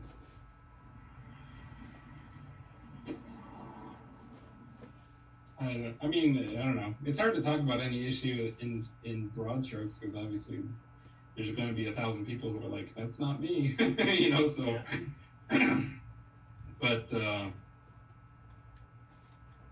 like some of the church state stuff we talked about, I think for a lot of people that I would say I even grew up in or with or around. I mean, the church is very involved in the government, or like the whole mission essentially is to make the government, to get that governmental control. I think a lot of people would want a theocracy. If you just put them straight to the question and got an honest answer, they would tell you they're essentially seeking a theocracy. But yeah, we want the morality of the Bible to be reflected in our civil laws or something like that. We want it to be the law of the land, and we really don't tolerate, a disagreement at a secular level where you do have right now, obviously we do have a pluralism of opinion, on various topics that people feel passionately about. Which I don't know. Maybe if that's what you want to. Yeah, I'm not sure if that's wrong, but I'm not. But that's incompatible with America, I think, right? What? That idea. What? Theocracy? Yeah. Yeah. Well, I think it is. I think it's definitely incompatible. Yeah. with the system we have, I mean, that would be a new system. Yes. Right. Exactly. Yeah. Okay. So what? Oh, okay. You go for it. I don't know. I think we've thoroughly discussed this issue. What about theonomy, though? You guys familiar with that term? Theonomy? Yeah, it's like a yeah, it's explaining away God. Is that too No. reductive? Sure, What? it is. Yeah. That's not what theonomy means. No. No. It's related to theocracy. No. Yeah, it is. A Mm, theon. What is- an apologetic term. Hang on a second. What is it? Theonomy, I think, means when your law is No, it's theonomy definition. it's an ex. According to Wikipedia, theonomy, from theos and nomos, is a hypothetical Christian form of government in which society is ruled by divine law. Oh, I guess you're right. What am I thinking of? I don't know. Something else. So What differentiates theonomy from theocracy? I'm not sure. Theocracy definition. Here's the definition of theocracy: a Theonomy. system What of was I government thinking in of? which priests rule in the name of God or a god. So I think that it's probably a fine distinction where theocracy is where it's kind of like in a Islamic state, where it's actually the priests, the imams that are ruling Ah. the government.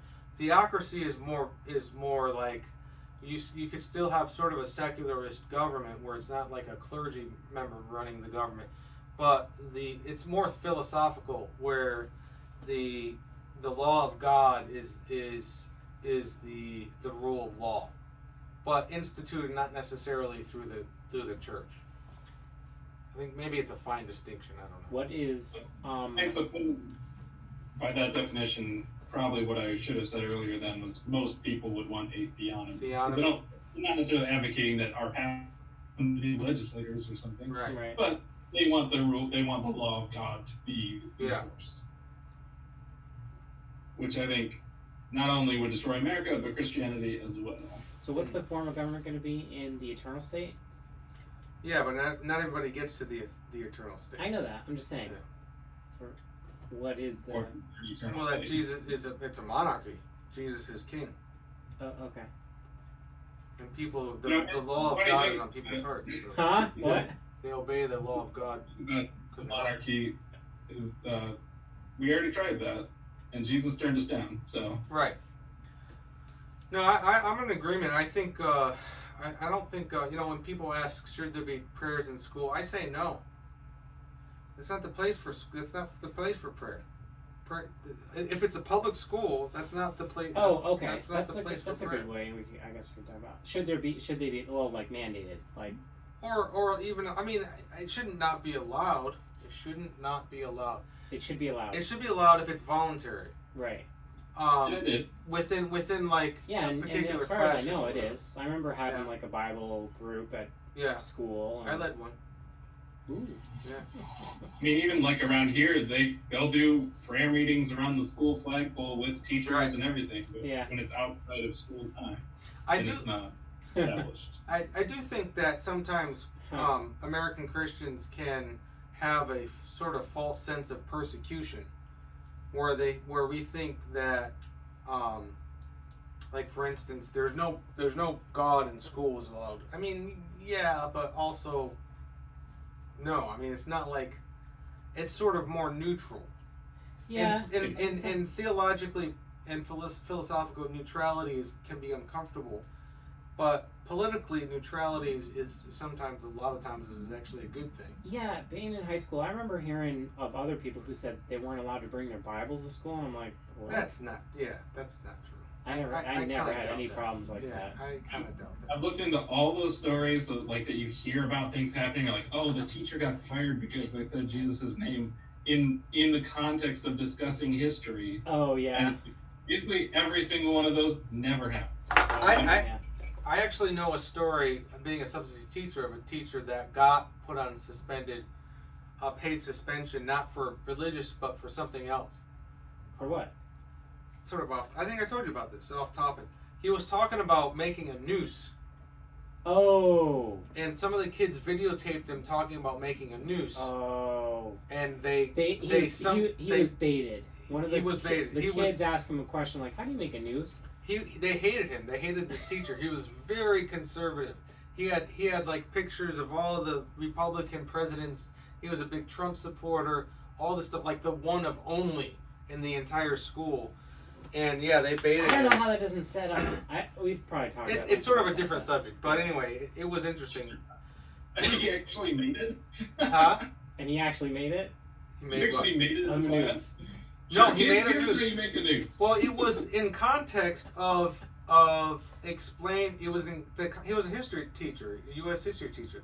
It was in the context of explaining capital punishment. So it was not like it wasn't an off the wall thing. It wasn't a weird thing. Right, It was in the context. This is of, how you lynch somebody. Yeah, no, he wasn't even talking about lynching. Right, he was yeah. talking about capital punishment. And once upon a time, capital punishment was hanging people. Right.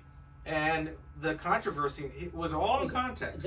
But the controversy ended up being about suicide, right? Like they thought he was teaching Right. the kids how to kill I themselves. think that's what it was because Okay. there were some suicides or something, and so, like what not Cody said, one of the students who hated him because he was so conservative and very vocal about it, and a lot of the students did. This is the story that I heard in the class. This is the testimony of the students that dealt with this, that they were there when this happened.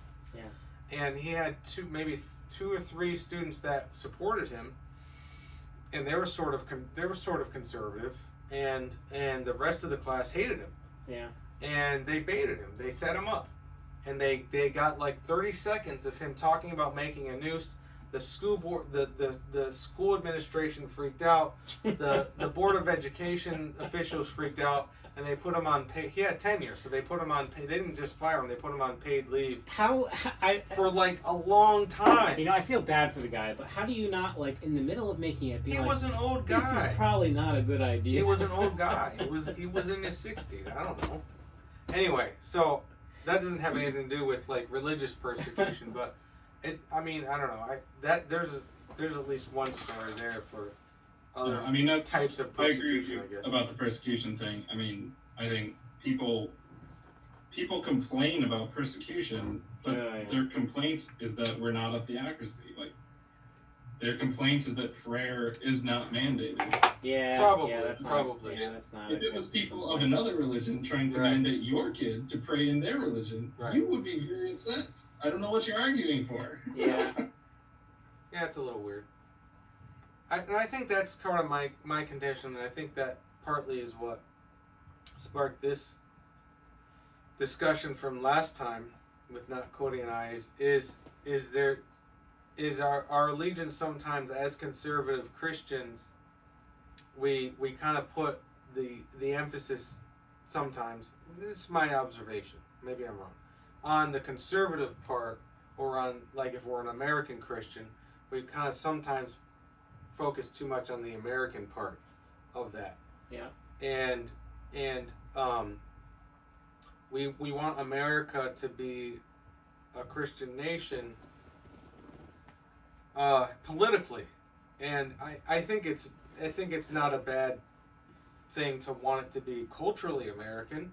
That's just saying we want to preach the gospel. We want people to believe in Jesus. We want people to enjoy, a godly life, and that's all well and good. We want to clean up drug addiction. We want, as a result of people believing in the gospel, pornography, put an end to abortion. These sorts of things are all well and good, but that's more that distinction between cultural Christianity, like being a cultural.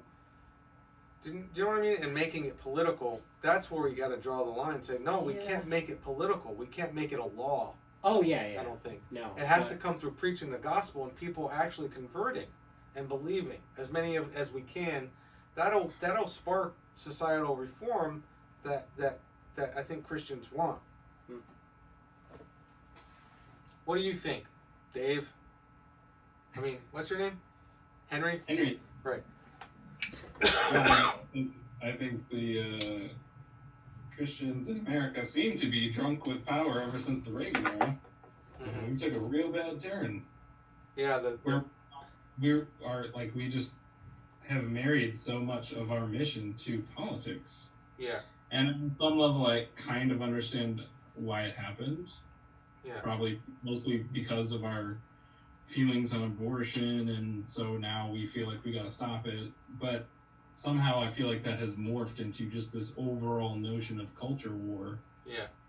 Which is a horrible, like, I think, Like antichrist kind of mentality.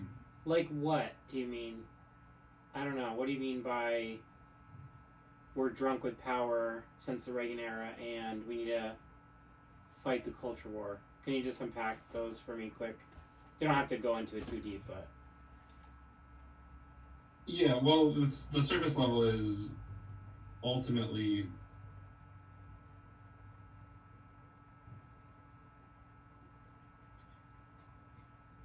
I think that there's a fundamental contrast in the gospel, primarily between, like, on the plate in the gospel is all of mankind's problems and mankind's destiny. And you have two solutions to that problem on the menu and kind of being contrasted. One is the Roman solution and the other is Jesus' solution. So the Roman solution is, familiar to most of us, I'm sure, is the world will have peace when we kill all the people causing problem. Yeah, okay. Kill all your enemies, and once they are vanquished, we'll have peace. Yeah. And the Pax Romana, we just cancel culture. Right. No. And I think I don't know. Was that manifested in cancel culture? No. No? I think that's what he's talking about. well, no, I do. Well, I'm not talking about that. I do think that the cancel culture has very religious motivations. However, okay. Ironically enough, but no, that's not really what I'm talking about. Though I'm just talking about. I think on some level that's the American solution, and on some level, we'll kill all the terrorists and then we're gonna have peace. And on some level, there's the weird calculus of like, yeah, when you have people trying to kill you, like going back to the self-defense question, what are you gonna do? Right, and I think that's not necessarily dismissed in the Gospels per se. Like that is a human dynamic problem. However, ultimately Jesus is posing the opposite answer. It's saying like, well, I'm God revealed as the victim, not the victor. That is quite a shock to the system, which I think is the reason why it made the Jews so angry, because that is the exact opposite thing they wanted. And I would say that that's probably the opposite thing that most Christians today want, in my experience.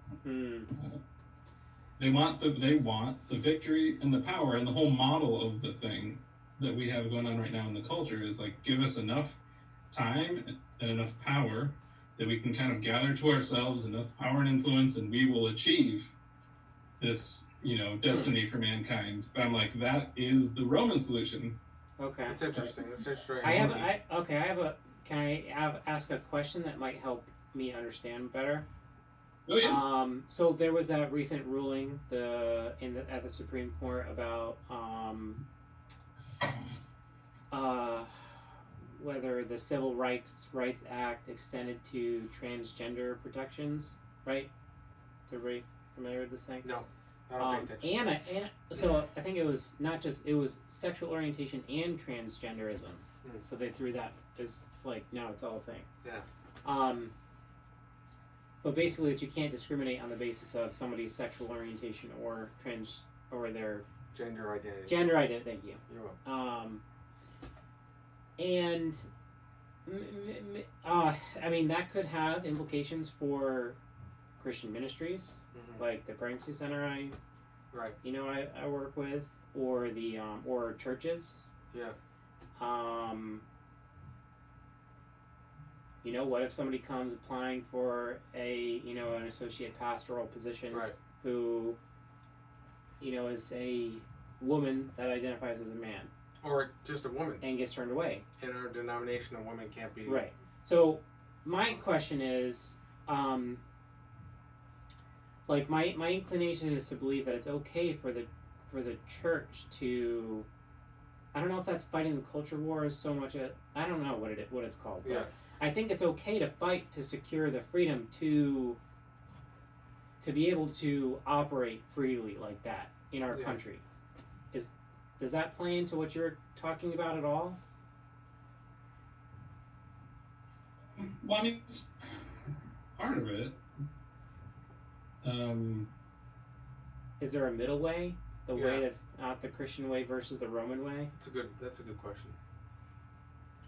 Well, The American way. No. I mean, you know, How about the I biblical way understand- first?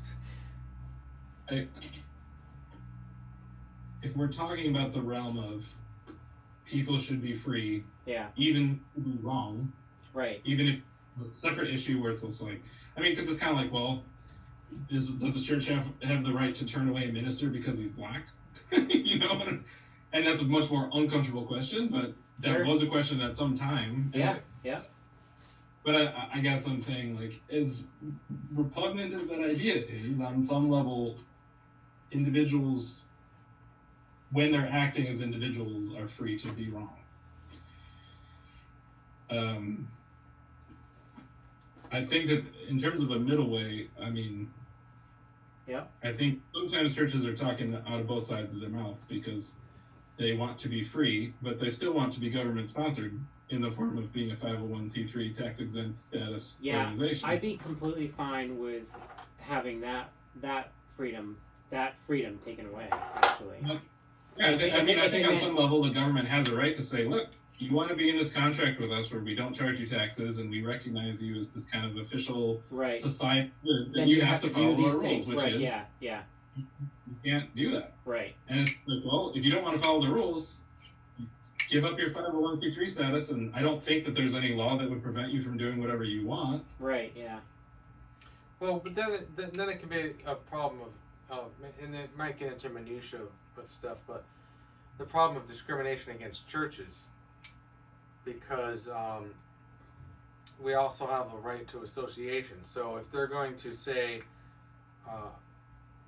I mean, I guess the state would have to say, like, you can only have a tax exemption if you're going to do this, and this.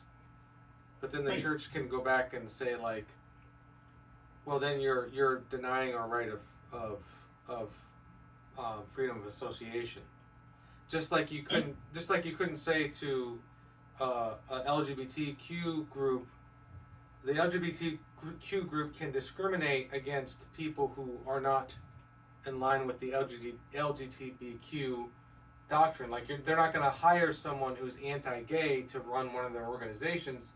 In a similar way, a church can say, well, it's just freedom of association. We're not going to hire someone that doesn't hold to our Christian principles. We have these principles. This is what our organization is about. Mm. If you're going to discriminate against us because we're not associating with this person because he or she does not agree with our principles, then you also have to do that to other organizations that discriminate against people who don't agree with their principles.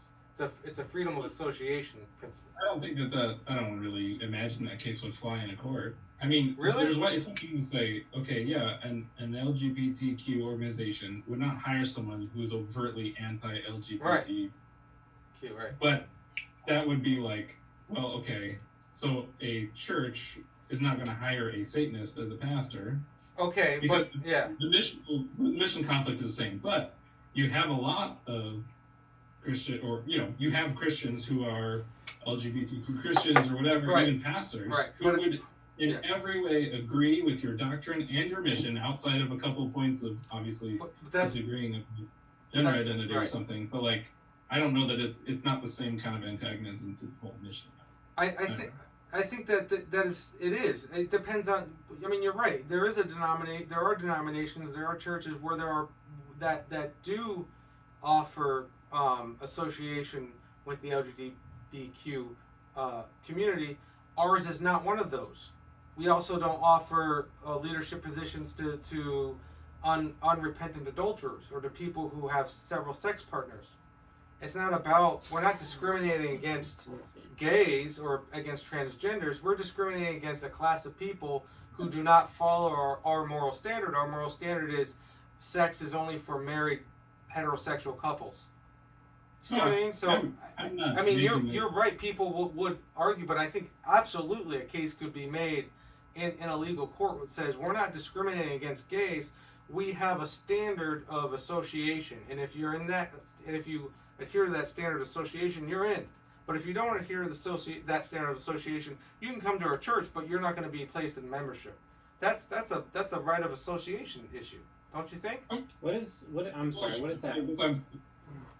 Sorry, go ahead. What's right of association? That's A right of association means that you have a right to form a group that believes what you believe. Yeah, believes what you believe, and if you don't believe what that group, where is that written? I think it is implied. I want to look it up more. I've heard of this doctrine. I think it is at least This implied. doctrine? Yeah, it's a doctrine. It's a principle, Okay. a legal principle, legal doctrine. And I think that I might be wrong, but that it might be at least implied by the Bill of Rights. It's a Bill of Rights. It's a civil rights issue. What's that, Henry? We'll have the right to peaceably assemble. Yeah, that kind of a thing, right? But again, I think I'm not debating that like somehow churches aren't allowed to do that. I'm saying that may not have any relevancy, but the government is going to do a tax break. Well, and I don't. maybe just right. because they decide to not give you a tax break doesn't infringe on your freedom of association. Well, that's the debate. I think that an argument can be made that it would. Because they're discriminating against churches in particular. Right. So you have one group that says we're only going to allow XYZ people in our group. We have another group that and says we get to be a 501c3. Yeah, we have another group that says we're only going to allow XYZ people in our group. Well, they're both doing the same thing. Right. And if the state says, well, your group is okay, your group is not, right. That's discrimination. Maybe I'm wrong. I don't know. No? That's how I see it. Counter argument or? Well, are we gonna? Are we comfortable saying like, yeah, the KKK should be a 501c3? Well, are they a charitable organization? I don't know. Oh, Or sure, are they a terrorist organization? No, that's a fallacy because their organization is a criminal organization because they terrorize people.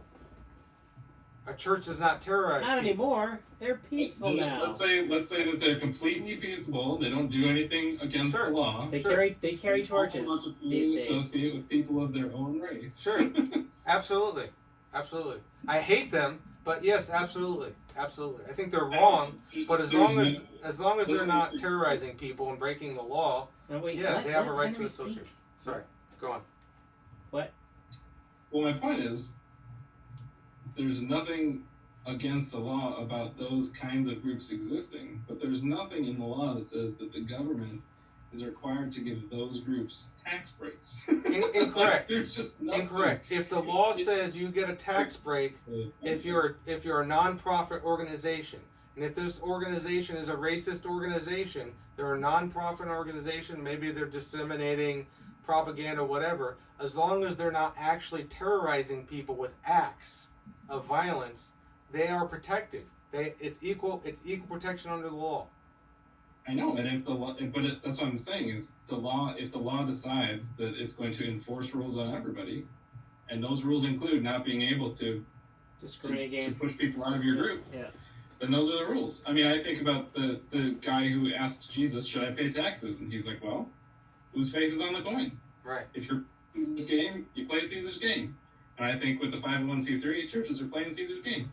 So, but rules. But the state cannot say that this one group is allowed to discriminate, and that's not even discriminating.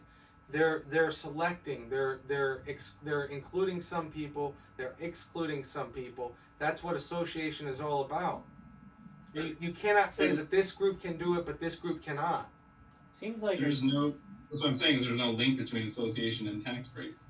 I mean, there's long been a debate about 501c3s in general, especially applied to religious institutions, because people worried that, I mean, in order to do that, the government had to kind of come up with a definition for what is a religious institution, and people are worried about that even. Yeah. That, like, that's establishing religion. Like, why is it the government's job to define what a religion is or isn't? Right. So my thought is, if we fight on that and that becomes like a battle thing, maybe the Supreme Court just throws it all out. It's like, nope, that whole thing's done. No churches have a tax exemption anymore. Or maybe I'm ignorant. I thought that the 501c3 law was not really about religion, but about non-profit organization, regardless of what the organization is, whether it's religious, secular, social, whatever it is. Yeah. If it's non-profit, Not for profit. Yeah. not for profit, they can get a tax break, regardless of what the organization does, as long as they're not breaking the law, like terrorizing people, like the KKK. That's an organization, but it's not it's not the non-profit organization And in that tax, sense. the tax. Does anybody know what the tax break is for nonprofits? They don't have to pay. They don't pay any taxes. They Taxes don't, on. They don't pay I'm not on sure any of their any income, income. right? Is it income? Is it property? Do they pay property taxes, or do they have to? Do they get to Sure, write yeah, that off? they do. No. Yeah, they pay property taxes. Well, I imagine they would have to. Yeah, I think we you're rent. right. We rent at the Franks Center, right? Yeah, I think it must have to do with income. So if they get the church gets or any Yeah, like when we do charitable our organization. probably when we do our quarterlies, we don't have. I don't know. We probably have to report on our income, but we probably don't have to pay. right. So when you tax, is that the idea? right, so when you contribute to a nonprofit organization, whether it's secular, religious, or whatever, you can get a receipt and you can write that off. Right. That's your That benefit. too. Yeah. So that's what I think. I think if the state is going to say that Group A is denied their tax exempt status because they discriminate against certain groups, well, you have to look at everybody. You have to apply that standard. It's equal protection under the law. You have to apply that standard to all nonprofit organizations and say you have to allow that and then that's a problem. Maybe they can, but I would think, and I don't know anything, but I would think that would be a problem with the principle of the right of association. But maybe I'm wrong. I don't know. All right. My wife is texting me to come home, so I probably have to get going, I guess. That's my right of association. Or my non-right of association. I don't know. Any final comments to wrap up? Well, I had a thought. There we go. Well, no, it's going to the broader issue. Like, you think about like our rights as Christians, or how do we, to what degree do we? I think maybe this is the big question. To what degree do we exercise our rights as Christians and also as Americans? And my it's just an example. It's an historical example. It's not necessarily a principle in the scripture, but it's Paul. Paul was a Christian, and also he was a Roman citizen. He was born a Roman citizen, and he had the right. He had all the rights that a Roman citizen had, and a couple of times, at least in scripture, it's recorded that he exercised those rights. He got out of a beating. You are not allowed to publicly flog a Roman citizen. He said, you can't do this. I'm a Roman citizen. You can't do this. So he played the Roman citizen card at least once or twice, I think. His right to appeal to Nero, to Caesar. That was a right.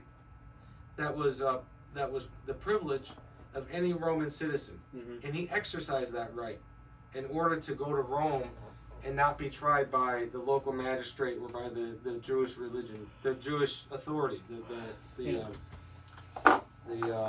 Sadducees. What were they called? Anyway, the Jewish court, the church court. He got out of that by exercising his civic right.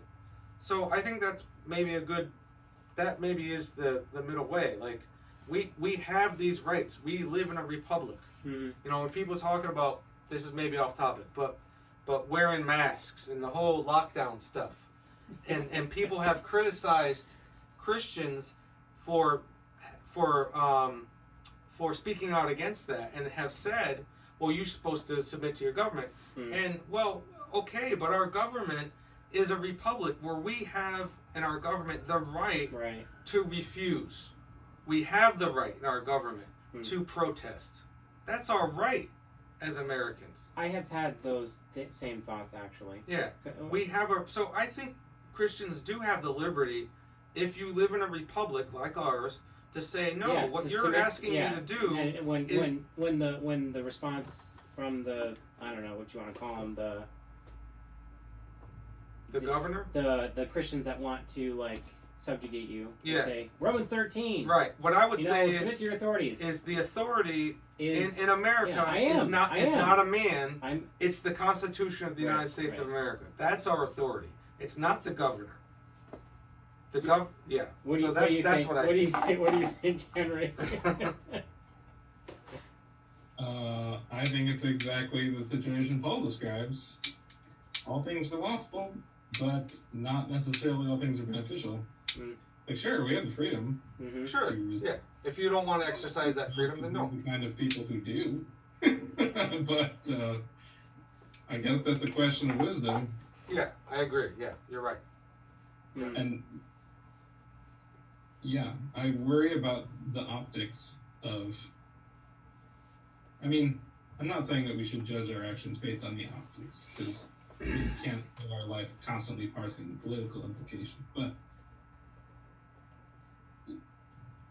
if everyone is facing a particular issue and they're trying to come up with a solution together to cooperate, I feel sad if the church is the primary voice in that conversation refusing to cooperate. Of dissent. And now maybe I'm not necessarily saying who's right or who's wrong, I guess. Yeah. We don't have to get into that, but it's like, let's say for the sake of argument that the masks aren't the biggest thing in the room. Even so, if the rest of the country is under the impression that they are, Yeah. do we want to be those people? I mean, again, I'm not necessarily saying we should tailor everything we do. Right, just because look. it's not a. It's not a good look. No, because But if your neighbor is worried about you spreading it to them, right, and you just walk into their backyard without a mask because you don't think you think they're ridiculous, are you Right. loving your neighbor? yeah. So because it's not like a what's the word I'm looking for? It's not a good witness. No, it's not a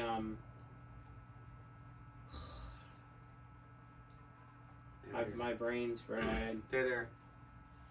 No, I think you bring up a good point. I do. I agree. A little bit. I think It's not a non-negotiable. Yeah. It's okay. It's Yeah. not like if I submit, I'm not like I'm not violating any Christian law. Right. Right. So you're just giving up some of your Christian liberty. Yeah. I think that's Okay. true. I can agree with that. I understand what you're saying. I think that's probably true. You know, pick your battles. You know, I've heard that one too. pick your battles. I think that's probably wise. One thing- So do you think like it would so okay, so let's say wearing a mask isn't the hill to die on. What about like mandated contact tracing or vaccination? What would you think? Well, at least then you have a bigger, stronger leg to stand on if you're going to object. At least you can say, I'm worried about this, new vaccine that could potentially have permanent side effects, and we haven't had the sufficient amount of testing to have enough confidence in it. Yeah. And not to mention, like, there's not necessarily a legal precedent for putting something in your body that I know of. Yeah.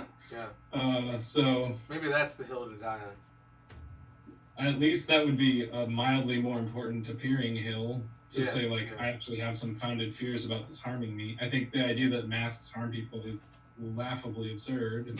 Like, where the people are like, it's killing us all. I'm like, no, otherwise every doctor would be dead already because they wear them all the time. Like, I don't know, whatever. I'm not. Well, they don't wear really well. that, I mean, to be fair, they don't wear reusable cloth masks. They wash that they, leave unwashed all the time. But yeah, well, then maybe there's a case like, well, then wash your dang mask if you're worried about it. Yeah, I guess. Yeah.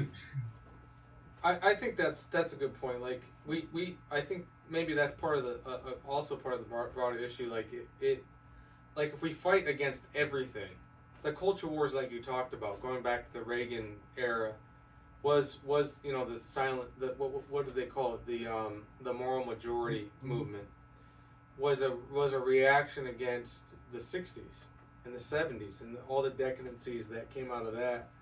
I think was a reaction against it. and we have just been fighting about everything as the church. I mean, we the church within the Christian within the country. We've been fighting against everything, and it's a bad look. And it's What do you mean fighting it? I'm sorry. Like, what well, fighting against everything? it seems like we participate in this dichotomy between left and right, and where an issue comes up, and we take sides as the church. We don't always have to take sides. You know, we can take sides with some of the big things, like abortion, okay, for instance, like ordaining homosexuals, whatever, homosexual marriage, as far as mandating homosexual marriages in the church, whether that's ever an issue or something. Yeah. That's the fight that we take. But the bathroom fights a couple of 4 years ago. Do you remember the bathroom wars? About what? About letting transgenders use the women's room or something. And the church was involved. We're like, no, we can't let that. All the preverts are gonna come into the women. You don't remember that? That was 4 years ago. I guess, yeah. Okay, so that was a big fight, and at the time I was thinking, maybe we don't need to fight this war. Dude, have you? Well, this is kind of a side, but I went. One of my recent. Before I landed my current job, I had an interview at a kind of tech. It wasn't a startup. They had been around for a while, but they had this startup culture feel, and they were their business was in a warehouse, and they had what are they called? Where the bathrooms are shared between men and women. Yeah, unisex. I guess unisex. Yeah. But they were big bathrooms. I mean, it was multi-person bathroom. Oh yeah, no, okay. Huge. Yeah. And I remember this is the first time I'd ever used one, and I was like, "Oh, this is weird." So I go in, it's totally empty. But I go to the bathroom, come out, and a woman comes in, and it was just so weird. It was so weird. That's a little weird. Okay. Yeah, that is. Well, I guess my only point. Okay, nice counterexample, Cody. But my only point is, we as the church pick your battles. We don't need. We necessarily have to be involved in our culture and our society. We're gonna be in these debates. We don't have to take sides every single time. We don't have to fight for the conservative side, for us conservative Christians, every single time. Because that's not our mission. Our mission is preaching the gospel and making disciples, irrespective of what goes on in our country. Mm-hmm. Okay, we are our mission does not depend at all. Going back to Augustine, I guess. Now we've come full circle. Our mission does not depend at all upon what goes on in our country. Even if we lose all of our religious liberties, which probably we won't, in our lifetimes anyway. Mm. We can still do our mission. We might have to do it in jail, like Paul did, but we can still do our mission. We probably won't have to do it in jail. Right, yeah. We can still do our mission. We don't need to fight we don't need to fight everything in the culture wars. We can fight some of the stuff that really matters. And we have to figure out what that is. But it seems like a lot of times conservative Christian Americans, we fight about everything with people that don't believe like us, and maybe that's what you're talking about a little bit. I think it's a bad look. I think it's unnecessary. It's counterproductive, and it's counter missional. It's against our. It's not really what we're. It's not what we're here for. Well, I mean, to that point, it's like if we were really aligned with what we thought was God's mission, the rest of the system that we're involved in, whether it's our government or one political party or another, is all man-made structures. Yeah. I would expect that to some degree or another, none of them, not a single one, is going to align entirely with our mission. Right. So I would expect us to side with the Republicans when they are on mission, and side with the Democrats when they're on mission, and we would be playing both sides because we're playing for a third party. Yeah. But I think in practice that is not what happens at all. We side with the side that's going to give us the power, and then we trade loyalties to that side. Yeah. And we prop up the Republicans even when they're wrong, just because they're our best chance at having some power. And it's like that's just not. I don't think it can work that way. No, I think you're right. I think that's true. I mean, I don't know that the Democrats ever represent us, at least not in as far as I can tell in my lifetime. I don't think the Democrat Party has ever represented conservative biblical Christianity in my lifetime. I don't think that anything that they believed in have. But that doesn't mean the Republicans always represent. So you could be neutral. Okay? So yeah, I might not ever side with the Democrats, but that doesn't mean I always side with the Republicans. Okay, so that maybe the Democrats never represent me, but that doesn't mean the Republicans always represent me. You see what I mean? So I need to use some wisdom and say, yeah, I don't think I can go with the Democrats on this issue, but I also can't go with the Republicans. I'm just going to step out of this one. Yeah, I mean, sometimes I think, I hope that we're open and minded enough to learn and pay attention to when one side or the other is actually bringing about the results we want. Like, for example, for as much commotion as everybody causes about abortion, I mean, there was significantly better progress made to reduce abortions during Obama's presidency than Bush's. Has there? I don't know. Oh, yeah. I don't know. Oh, and, yeah. And, like, and well, even in the last 4 years, in the last 4 years too. Not that. Well, yeah. Well, maybe possibly because just Bush didn't really do anything about abortion. Well, I don't know what happened under Obama. I just know that, I mean, outside of what Trump did with defunding Planned Parenthood, I know a lot of local states have like revised their own laws. Well, while others have, by making them more strict. Where others have made them, more loose. But some of them have been made to be more strict, quite a bit more strict. Yeah, I don't know. Yeah. Part of the issue is you end up getting into an arms race where some states will tighten down and just makes the other ones loosen up and get more ridiculous. Yeah. Like there's no. It's like there's no working together. It's like, and it's understandable. I know that people's feelings are really high on that topic, so it's really tough to like find middle ground. But I guess if the church could stay on mission despite all those things and realize that abortion is not going to go away with political action.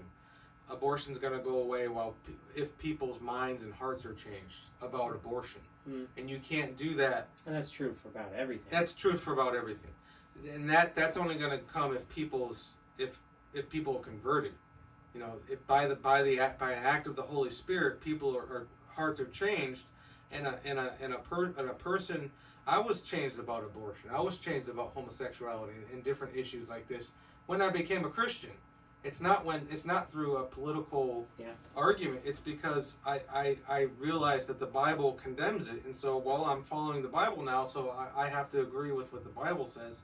So if we want people to stop thinking that it's okay to murder your kids, the first thing to do is talk to them about why it's not okay to murder your kids. Try to convince them through Scripture, and they're not going to believe it unless their hearts are changed. And so change the law, sure, but first you got to change people's hearts.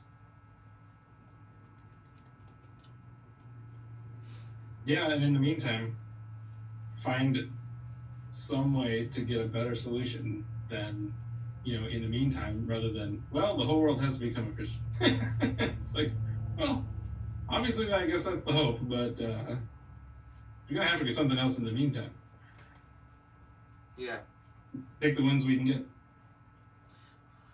Well, I have to go. All right. I've said too much. I'll end it. Henry, thank you for joining us for this Pipe Club. It was nice getting to see you again. Yeah, for sure. Okay. All right. Thanks for having me. Yeah, absolutely. All right, I'll Good end to it meet now. you, Henry. See you later.